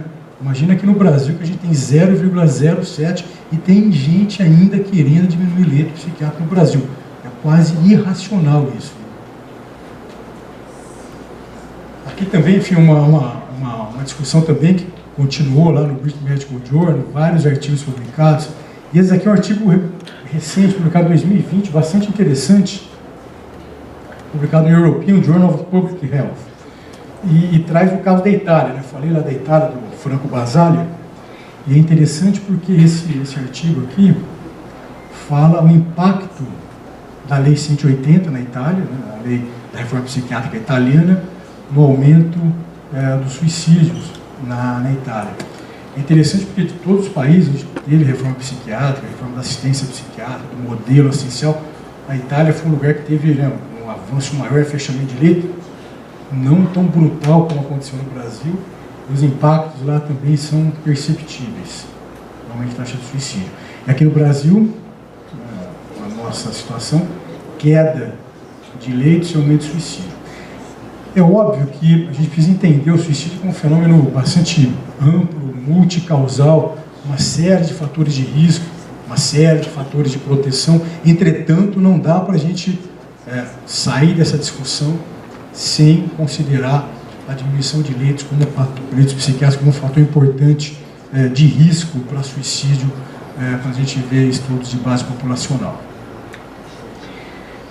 Como a gente está aqui num evento, né, discutindo as questões psiquiátricas, direito psiquiátrico, né, os estudos que eu trouxe são mais focados nisso, mas só para a gente entender que o acesso ao tratamento como um todo na área de saúde mental é importante. Então, fiz questão de trazer esse estudo aqui, publicado no BMC Psychiatry, um estudo importante, recente, e que mostra como que a oferta de tratamento de base comunitária também é importante.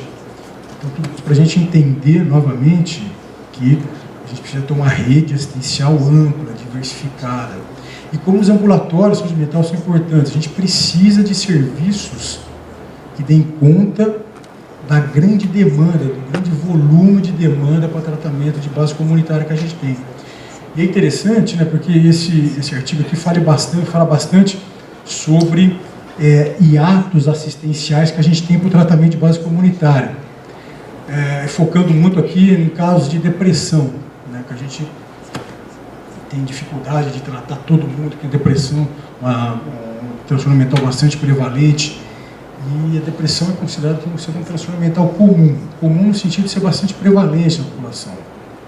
No entanto, não é porque é prevalente que deixa de ser grave. Se a gente pegar, qual é o primeiro fator de risco para alguém morrer por suicídio?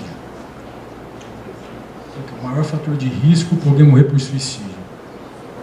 A presença de transtornos do humor, né? Dentre eles, pela prevalência da depressão.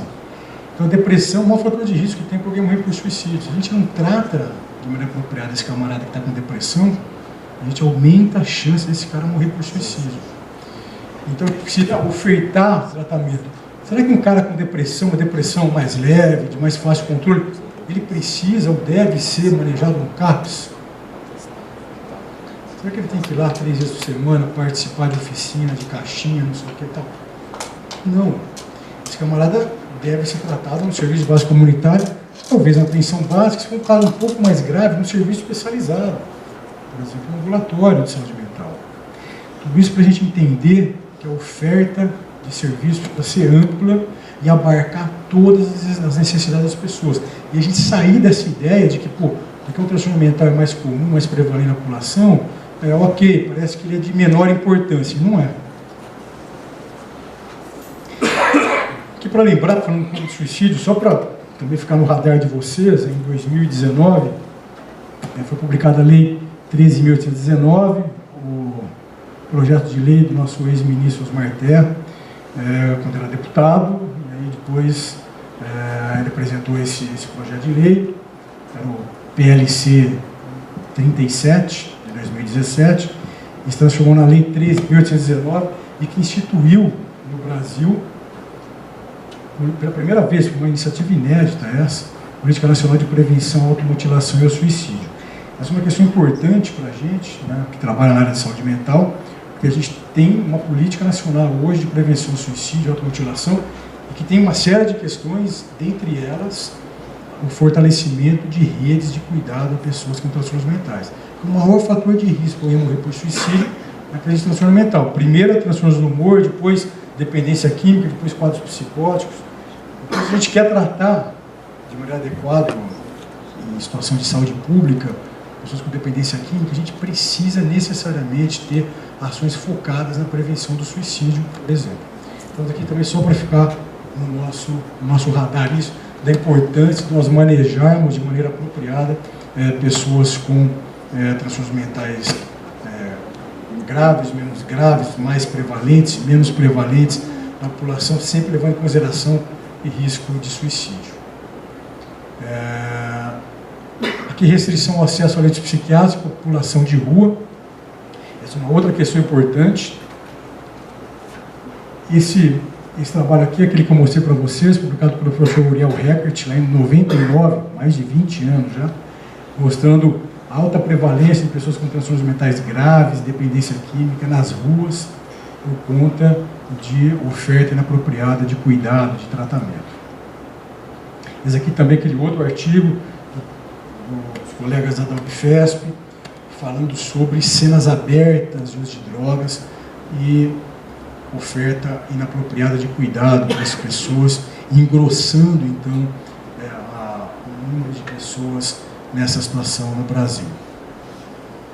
Esse é um artigo interessante publicado no Psychiatric Times, e que fala sobre a escassez, a escassez de leitos psiquiátricos, artigo publicado em 2016, falando sobre como a escassez de leitos psiquiátricos nos Estados Unidos impacta no aumento de pessoas em situação de rua naquele país. Então, para a gente entender que esses fenômenos que a gente está conversando, na verdade, não são fenômenos circunscritos a um lugar ou outro. A gente teve problemas de redução de leitos no mundo afora, por questões de entendimento, que as pessoas não deveriam mais ser internadas. Tal. E isso, novamente, a sociedade paga o preço por isso. Isso não acontece de maneira sem consequências para o conjunto social. Aqui, só para mostrar essa questão, artigo publicado em 2015, um artigo polonês. Esse artigo aqui é um artigo bastante interessante, publicado na Lancet, não na Lancet Psychiatry, na Lancet, a revista Lancet como um todo, aqui nas principais revistas científicas do mundo, publicado em 2018, e ele tem um título também bastante provocador. Ele fala a desinstitucionalização pode contribuir para a exclusão? Porque qual que é a questão? Quando a gente fala, né, e as políticas públicas estão falando da desinstitucionalização como sendo importante para a garantia de direitos, e desinstitucionalização aqui, muitas vezes vista como fechamento, como sinônimo de fechamento de leito, de fechamento de hospital psiquiátrico. E esse artigo, inclusive, um dos autores é um brasileiro, o professor Júlio Licínio, professor na UCLA, professor de várias universidades mundo afora, mais recentemente estava na Austrália, ele foi editor das principais revistas científicas internacionais. Ele é um dos coautores desse artigo e que discute essa questão, porque muitas vezes se vende a ideia de uma determinada ação, como por exemplo a desinstitucionalização, é muito importante, vai garantir direito para as pessoas, só que a gente vai colocar esses indivíduos numa situação de risco gigantesco. Porque você vai fechar o hospital, então você não vai internar mais esse cara. Esse cara precisa ser internado. Aí você não interna, será que isso está ajudando ou está contribuindo para a sua exclusão social? Então é interessante, porque muitas vezes a gente tem políticas públicas que no primeiro momento, novamente, soam bem aos ouvidos, né? Tem uma retórica muito bonita, mas na prática causa problema para as pessoas que em tese deveriam ajudar.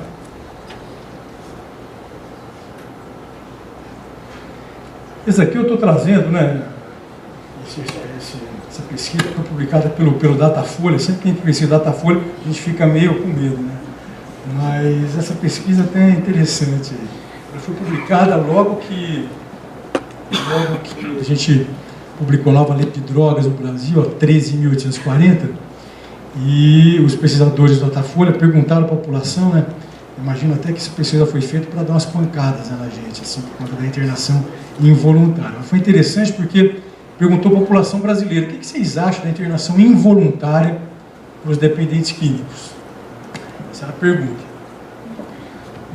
83% da população brasileira, ou seja, 8 em cada 10, 83% da população brasileira são favoráveis. A internação involuntária para o dependente químico. São favoráveis. Aí, quando o entrevistador perguntou para o camarada, falou assim: mas peraí, deixa eu te explicar então, só para você entender melhor, como é que é a internação involuntária. Olha, é só para cara grave, não vai internar uma mulher que está fumando maconha, é só para cara que tem um quadro clínico grave, dependência química, que está numa situação que não consegue tomar decisões autônomas, está se colocando em risco, colocando outras pessoas em risco. Você concorda? Aí o grau de aceitação saltou de 83% para 94%. E aí não, só 5%. E é interessante, né, porque quando a gente faz algumas discussões, né, algumas conferências de saúde mental, de drogas, né, e chama o povo para conversar, chama os especialistas para conversar, a gente acha que esses caras vivem num outro mundo, né? E aí a gente vê, né, o quanto que muitas vezes algumas pessoas, alguns grupos políticos estão afastados, na verdade, das reais necessidades das pessoas, das reais necessidades da sociedade. Aqui eu não estou falando, novamente, eu insisto nisso, né, e a lei também não vai nessa linha, que você vai internar todo mundo, que você vai pegar todo dependente químico, vai fazer uma internação involuntária. Claro que não é isso, a gente já conversou aqui exaustivamente sobre isso. Agora, quando tem necessidade, quando o indivíduo está em situação de risco para ele, porque salta aos olhos a situação de risco, da indignidade, né, da indigência humana, se não ajudar esse indivíduo, porque ele não quer, mas ele não quer porque ele está doente ou ele não quer mesmo, porque ele está tomando uma decisão autônoma, ele resolveu ter esse estilo de vida. Muitas vezes o indivíduo não tem condições de tomar essa decisão, porque ele está doente. E a gente deixar esse indivíduo doente numa situação de risco é negligência. Né? Então, tudo isso para a gente entender como muitas vezes, né, decisões vão sendo tomadas por tecnocratas, por pessoas que estão apartadas das reais necessidades das pessoas, como isso pode impactar de maneira negativa, né, a vida das pessoas. Então, só trouxe isso daqui para a gente buscar entender, né? Porque tem muitos meios que a gente fala em internação involuntária, caramba, você tem quase uma insurgência, assim, né? Agora que você fala a população em geral, que passa na pele, que vivencia na pele os problemas, a gente vê que a posição é outra, né?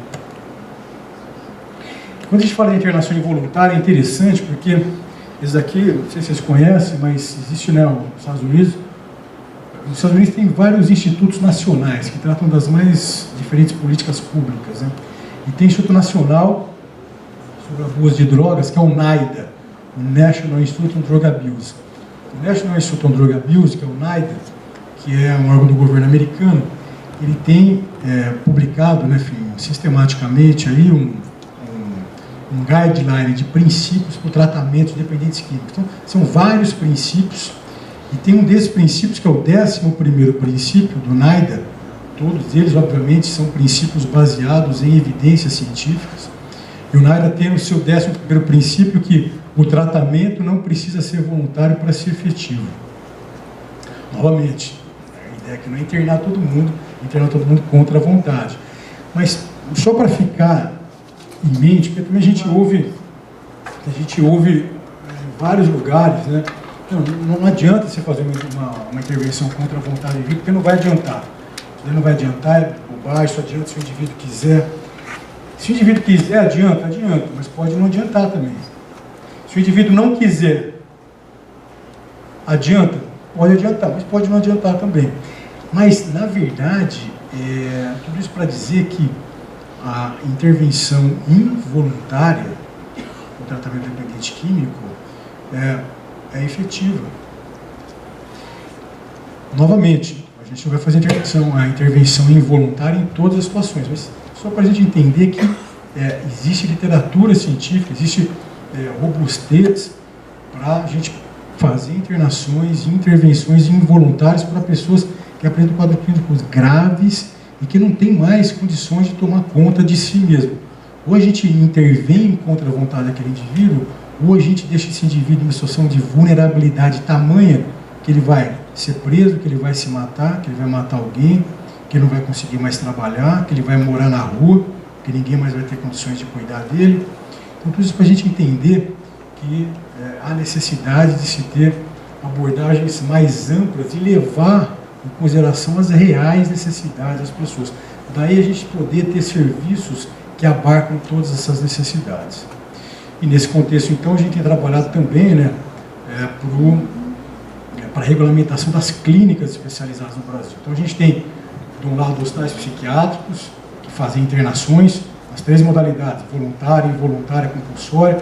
A gente tem no outro polo, que também trabalha com tratamento de regime protegido, as comunidades terapêuticas, são casas de recuperação de dependentes químicos, mas que trabalham necessariamente com abordagens e acolhimento voluntário, obrigatoriamente, nas comunidades terapêuticas. Mas a gente tem as clínicas especializadas em dependência química, que no Brasil vinha sendo, e ainda a gente tem trabalhado muito para resolver essa situação, uma situação muito enrolada, né, as clínicas. As clínicas são entidades de saúde, precisa ter médico 24 horas, mas não era isso que vinha acontecendo muitas vezes. Então, a gente provocou o Conselho Federal de Medicina, o ano passado o CFM publicou o parecer número 8 de 2021, colocando, então, regramento para o funcionamento das clínicas especializadas. Precisa contar com médico, equipe de enfermagem, psicologia, tem ambiente apropriado para o cuidado, mas se lembrar que a clínica é um ambiente de saúde, que precisa ter profissionais, inclusive 24 horas. Tais como os hospitais psiquiátricos. Diferentes com as terapêuticas, que não precisam dessa estrutura, porque as com as terapêuticas não é internação. A terapêutica é acolhimento, e sempre por livre adesão. Mas a gente trabalha também para o fortalecimento e para a regulamentação desse serviço. Falando um pouquinho sobre as consequências da nova restrição ao acesso ao tratamento ambulatorial, para a gente também falar um pouco sobre como pode ser impactante a gente não tratar pessoas de maneira apropriada, né, no serviço de base comunitária aqui, um trabalho publicado em 2020, um trabalho feito durante 12 meses, em 6 países das Américas, e mostrando que, infelizmente, e o Brasil é um desses países, infelizmente, a gente tem que avançar muito na cobertura de saúde para ofertar assistência de base comunitária para as pessoas. Uma das coisas que nós temos lançado mão para ampliar a cobertura, para a gente sair dessa situação que a gente tem filas e filas, muitas vezes, de espera de pessoas precisando de tratamento ambulatorial, vários lugares do Brasil afora, é que a gente possa ter um ambulatório de saúde mental. E hoje o Ministério da Saúde tem financiamento para equipes ambulatoriais. Novamente, não desconsiderando a importância dos CAPs, da rede de atenção básica, a gente precisa de serviços potentes, que deem conta de grandes volumes de atendimento. Esse serviço, esse artigo é importante, realizado em 6 países aqui das Américas, mostrando esses hiatos assistenciais que ainda existem, inclusive aqui no Brasil. Falando um pouquinho agora dos grupos anônimos e outros grupos de apoio e suporte familiar, que a gente mostrou que fazem parte então, dessa rede de assistência às pessoas com dependência química no Brasil. No âmbito do CISNAD, o governo federal tem trabalhado com esses grupos, né? Aqui com os grupos anônimos, por exemplo, a gente tem vários trabalhos feitos em parceria com eles. Destaco esse daqui, que é a linha de ajuda de narcóticos anônimos. A gente fez uma parceria com o NA, e hoje as pessoas que têm interesse, sabe, onde tem salas de NA, onde pode trabalhar com o NA, tem dúvidas, querem informações sobre o NA, podem ligar para o 132, ligação gratuita, que pode ter essas informações. A gente também tem ajudado no financiamento de outros grupos que trabalham na perspectiva da mutua ajuda, da apoio familiar, não só os grupos anônimos. E aqui é interessante, só para mostrar que os grupos anônimos são muito importantes e devem fazer parte, né, dessa rede assistencial às pessoas com dependência química. Aqui só para mostrar, esse daqui é um trabalho, um artigo publicado pelo Instituto Cochrane. O Instituto Cochrane é um dos principais institutos que trabalham com a construção de evidências científicas na área de saúde, mostrando que Alcoólicos Anônimos e outros grupos que trabalham com os 12 passos têm resultados, até interessante, iguais ou muitas vezes melhores do que a abordagem da terapia cognitivo-comportamental, que é um dos padrões ouro do tratamento da dependência química. Isso para a gente entender que a gente precisa buscar ofertar para a sociedade, para as pessoas, tudo que pode ajudá-las. Inclusive, é importante que os grupos de mutua ajuda, de apoio familiar, possam estar juntos, né, com os serviços constituídos, os CAPs, os ambulatórios, os hospitais, que eles ajudam muito na recuperação dos dependentes químicos. E para fechar aqui as conversas terapêuticas, né, a gente também tem trabalhado com as conversas terapêuticas no governo federal. Aqui tem o Márcio da Nova Jornada, que está com a gente. Mas é interessante porque a gente tem hoje também um nível de evidência científica bastante sólido da importância das conversas terapêuticas para a recuperação das pessoas com dependência química, inclusive também artigo, né, do Instituto Cochrane, que trabalha com a construção de evidências científicas na área da saúde. Tudo isso para mostrar que a gente precisa ter essa rede ampla de cuidado. Aqui para mostrar o aumento dos investimentos que a gente tem feito com as conversas terapêuticas, mas basicamente a gente precisa ter uma rede assistencial equilibrada, diversificada, tem que buscar sempre expandir e fortalecer a rede. É disso que a gente precisa. E, só para finalizar aqui, né, das ações que a gente tem feito para o fortalecimento das redes, focando nos processos psiquiátricos, a gente lançou agora, na semana passada, o edital número 3 de 2022. E por meio desse edital, nós vamos aportar 10 milhões de reais para os processos psiquiátricos filantrópicos, com a ideia de que a gente possa ajudar esses serviços a organizar programas de cuidado de pessoas com dependência química. A nossa ideia é que a gente possa ajudar no financiamento de 33 hospitais do Brasil afora, com aporte de recursos de 300 mil reais para cada serviço. Então, com a ideia que a gente também possa ajudar a capacitar, né, cada vez mais os processos psiquiátricos, a fortalecer os processos psiquiátricos, para que eles possam ajudar cada vez de um jeito mais robusto no tratamento e na recuperação de pessoas com dependência química no Brasil. Então, é isso que eu queria falar para vocês, agradecer mais uma vez pelo convite, pela oportunidade, e falar que a gente tem que sempre buscar construir políticas públicas nos baseando em evidências científicas, nos baseando no que a literatura científica nos mostra. E hoje a gente tem uma robustez muito grande de dados para que a gente entenda que a gente precisa criar uma rede assistencial, novamente, ampla, diversificada, fortalecida, e que a gente possa atender desde o indivíduo ali na atenção básica até o indivíduo que apresenta quadros clínicos mais graves, mais complexos, que precisam ser tratados nos hospitais psiquiátricos. Assim que a gente tem buscado trabalhar, é assim que a gente vai continuar realizando as nossas ações no governo federal e, obviamente, contando sempre com a parceria de vocês, das entidades do terceiro setor, das autoridades sanitárias locais. É sempre importante a gente caminhar junto. Então, mais uma vez, obrigado pela oportunidade e fico à disposição por aqui.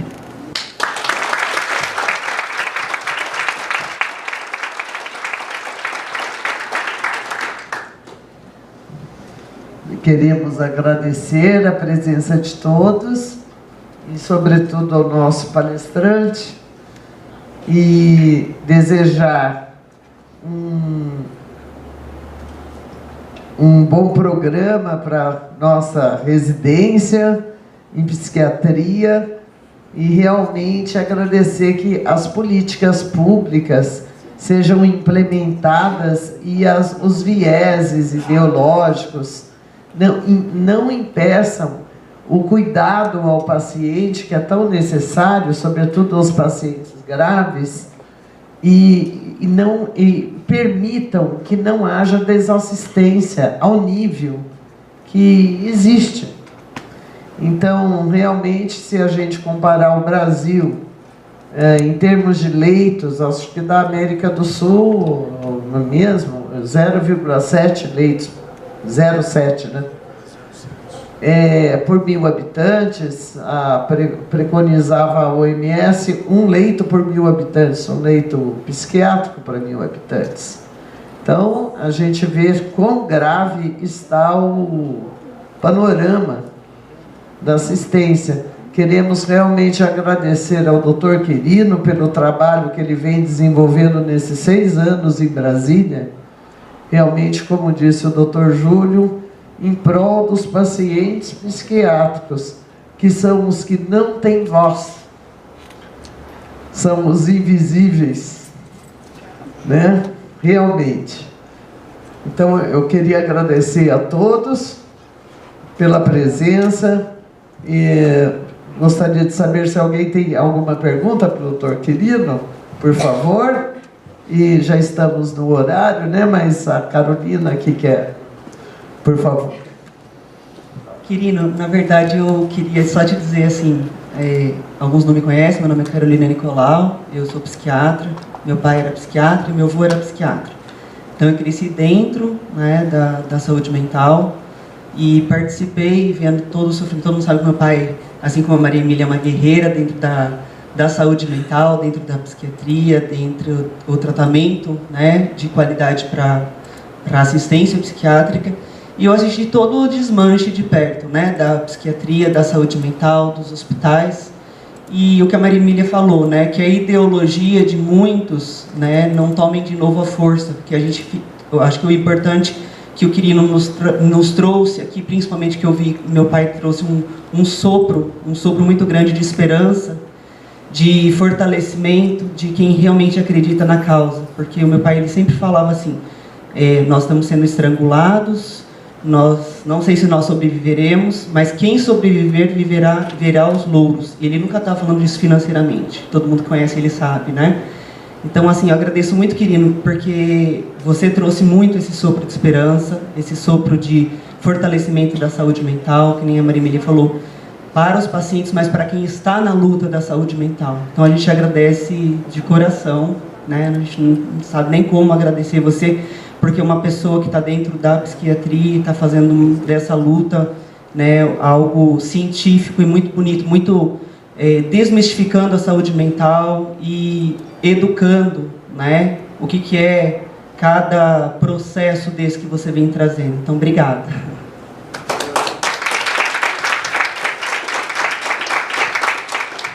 Obrigado, Carol. Eu que agradeço, parabéns pelo seu trabalho, enfim, pode sempre contar conosco.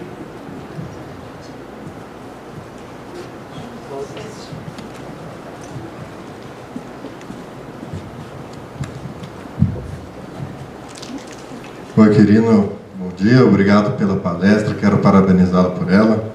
Realmente, nós, representantes de hospitais psiquiátricos, temos um motivo de alívio ouvindo a tua palestra, visto os acontecimentos recentes que vemos enfrentando. Infelizmente, para fazer as minhas perguntas, eu preciso fazer um apanhado e eu não queria me delongar muito, mas em fevereiro eu participei da Conferência Municipal de Saúde e nela houve a palestra da Ana Paula Guljor, que é uma psiquiatra também e pesquisadora da Fiocruz. A palestra dela apresentou uma visão da saúde mental em que eu notei a ausência dos hospitais psiquiátricos, que ela insistia em chamar de manicômios. Certo. Ao fim da palestra, no espaço de perguntas, eu questionei a ela qual que seria o papel dos hospitais psiquiátricos na saúde mental envisionada por ela. E eu tive que reiterar a pergunta, pois na primeira réplica ela acabou contornando. E acabou que ela respondeu, depois de ser pressionada, e aqui, infelizmente, eu estou parafraseando, porque eu solicitei a coordenação do evento, a gravação, mas eles não haviam gravado.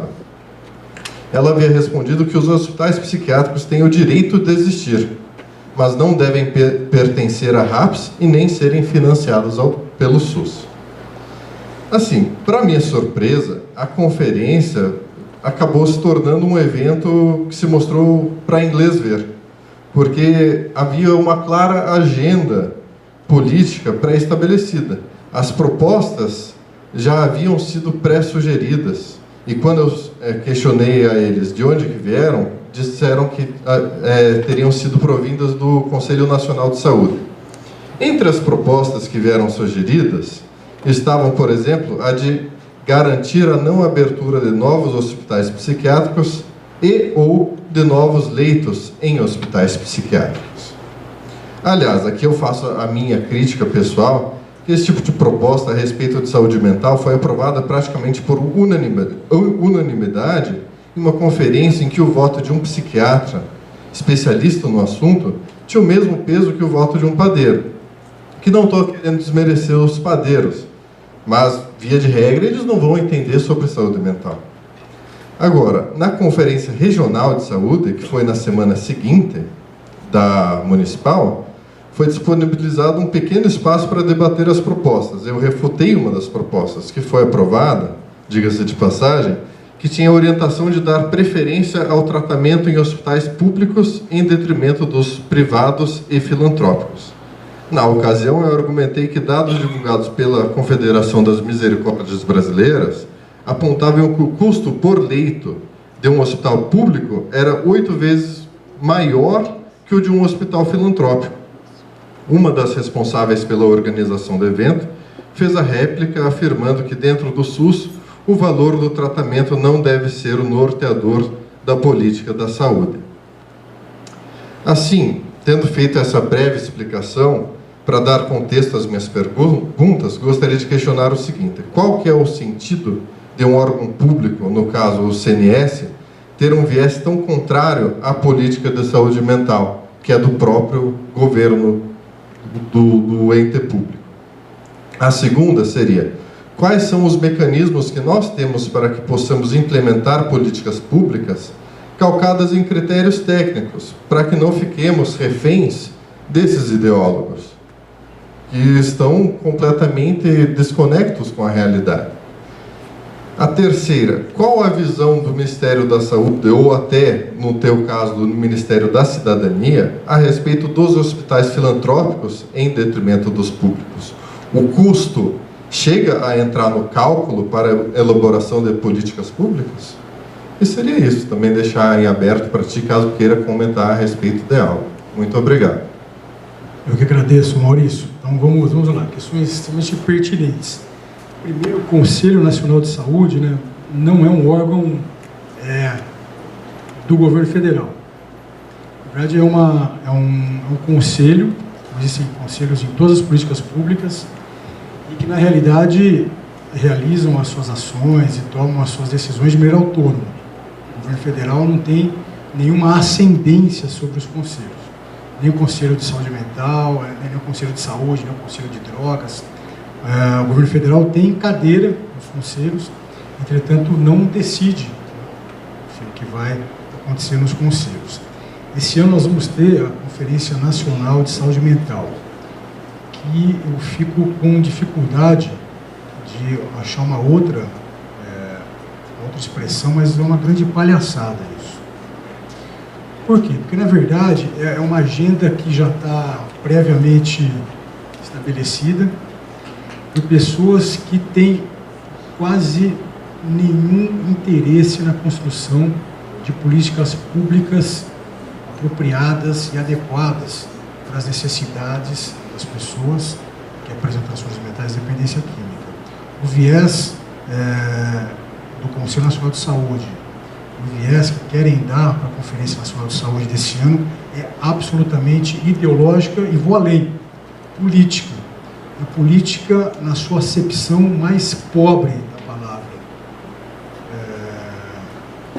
Então, na verdade, eu tenho pouca esperança de que a Conferência Nacional de Saúde Mental esse ano traga realmente contribuições adequadas. Nós já sabemos, já de antemão, eu posso sentar com você aqui e elencar tudo que vai sair da Conferência Nacional de Saúde Mental e aposto com você que vou errar pouco. Por quê? Porque essa agenda já é uma agenda sabida.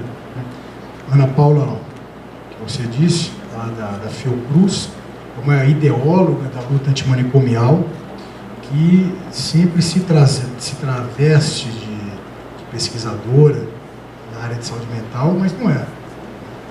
Ela é uma pessoa que milita nessa causa e milita sem se valer de nenhum respaldo técnico-científico, como acontece, na verdade, com toda a saúde mental da Fiocruz. Isso eu falo de maneira bastante clara. A Fiocruz é uma instituição muito importante para a saúde pública do Brasil em várias áreas. A área de saúde mental e de drogas é simplesmente lastimável a Fiocruz. E tem tido posições que têm levado a grandes problemas na organização de assistência, de cuidado na área de saúde mental e dependência química no Brasil. Esse é o primeiro ponto. Em relação à questão dos hospitais psiquiátricos, nós do Ministério da Saúde, no Ministério da Cidadania, no Governo Federal, nós temos buscado sempre políticas públicas para fortalecer o segmento, como temos também, Maurício, buscado realizar políticas públicas para o fortalecimento de outros serviços que compõem a rede assistencial, né? Porque julgamos que isso seja importante. E quando nós falamos de hospital psiquiátrico, da parte do Ministério da Saúde, da parte do Ministério da Cidadania, não tem nenhuma distinção entre serviços próprios de estados, municípios e de serviços contratados, serviços em especial os filantrópicos. Tanto é que, como eu acabei de anunciar aqui na minha palestra, Maurício, nós acabamos de lançar um edital, né, para o financiamento de programas de recuperação de pessoas com dependência química em hospitais psiquiátricos, filantrópicos, são filantrópicos. E essa é uma questão que a gente também precisa tomar cuidado, que alguns ideólogos insistem o tempo inteiro em ficar batendo nessa tecla, de que o serviço, de que a assistência pública tem que ocorrer necessariamente em serviços públicos de saúde. Só que os serviços públicos de saúde, de administração direta do Estado, e quando eu falo Estado, quero dizer municípios, Estado, União, esses serviços não dão conta de atender a população. Quando a gente pega, saindo da área de psiquiatria, nós temos outras áreas, por exemplo, de cuidado na média e alta complexidade. Mais de 60% dos procedimentos realizados no SUS são realizados por hospitais filantrópicos, por Santas Casas e outros serviços desse tipo. Então, o Sistema Único de Saúde brasileiro, o SUS, precisa dos hospitais filantrópicos, precisam das Santas Casas, precisam desses serviços para que a gente possa tratar bem a nossa população. Então, é descabida aí a ideia e a posição de que nós não devemos contar e não devemos apoiar os serviços filantrópicos. Aliás, muito pelo contrário, né? Nós temos buscado no governo federal, eu já estou lá na segunda gestão do governo federal, posso falar que nessa gestão específica, o que nós temos buscado muito fazer, não só na área da saúde mental, da dependência química, é ajudar os serviços assistenciais do terceiro setor a se fortalecer. Isso acontece em outras áreas, como, por exemplo, na área socioassistencial. Essa mesma questão estatizante, esse grupo também de ideólogos, é um grupo que busca a construção de um Estado cada vez maior, mais robusto. E aí, porque eles flertam com posições políticas, no meu entendimento, totalmente ultrapassadas, equivocadas, mas é assim que eles pensam, de só trabalhar com serviços públicos, de fortalecer o Estado quase acima de tudo. Não é a ideia que a gente tem no governo federal hoje. A ideia que a gente tem é que a gente tem sim que fortalecer os serviços públicos, entretanto a gente tem que fortalecer também outros serviços. Estou falando da área socioassistencial, que a nossa secretaria está no Ministério da Cidadania, que é o braço social do governo, e lá nós trabalhamos, por exemplo, com entidades que trabalham na assistência social, no desenvolvimento social, e um movimento parecido com o que aconteceu na área de saúde, tentar asfixiar, e esse movimento ele extrapola a questão da saúde mental. Né?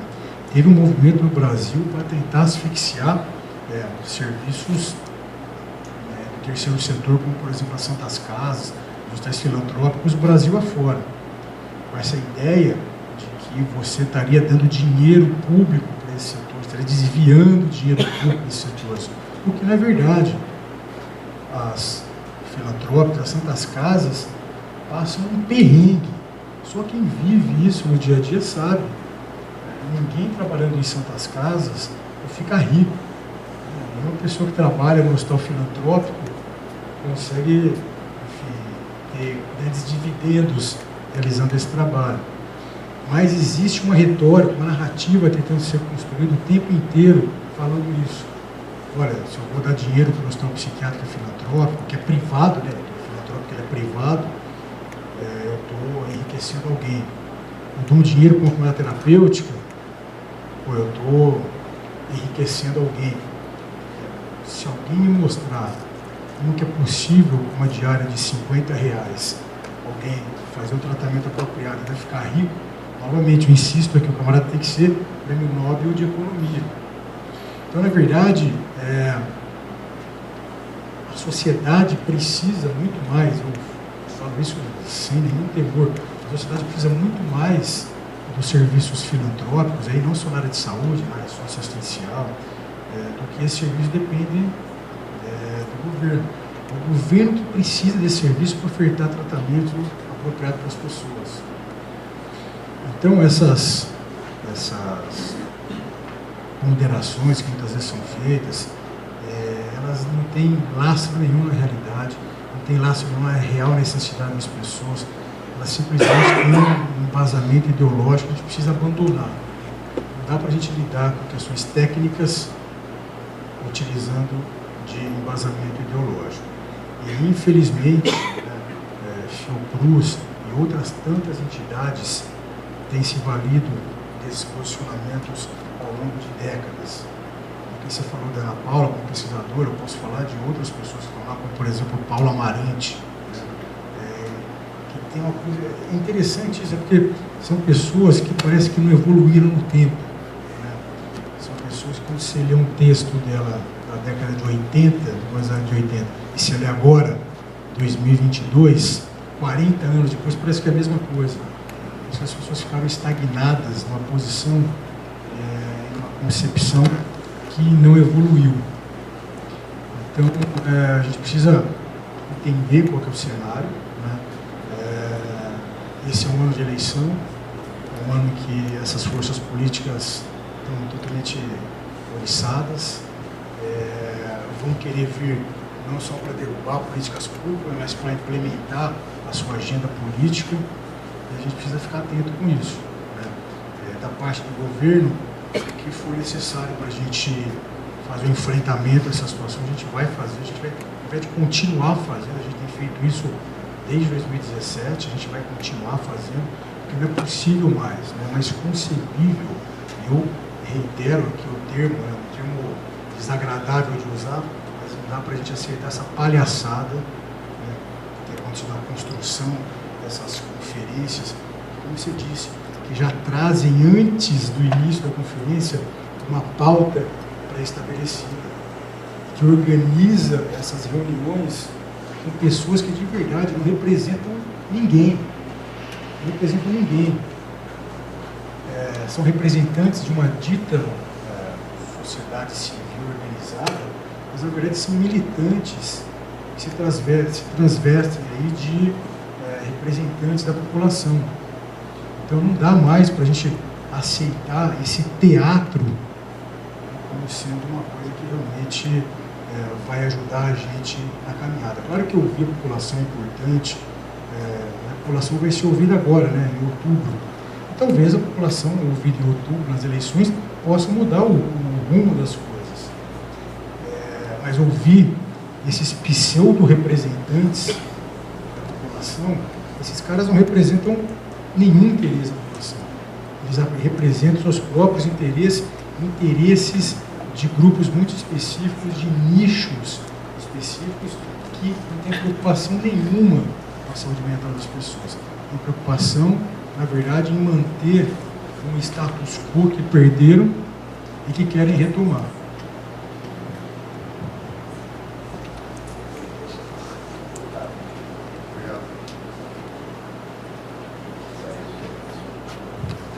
Olha, damos por encerrada a nossa palestra, o nosso evento, agradecendo mais uma vez a todos vocês que estão presentes e, sobretudo, ao nosso palestrante, o Dr. Quirino.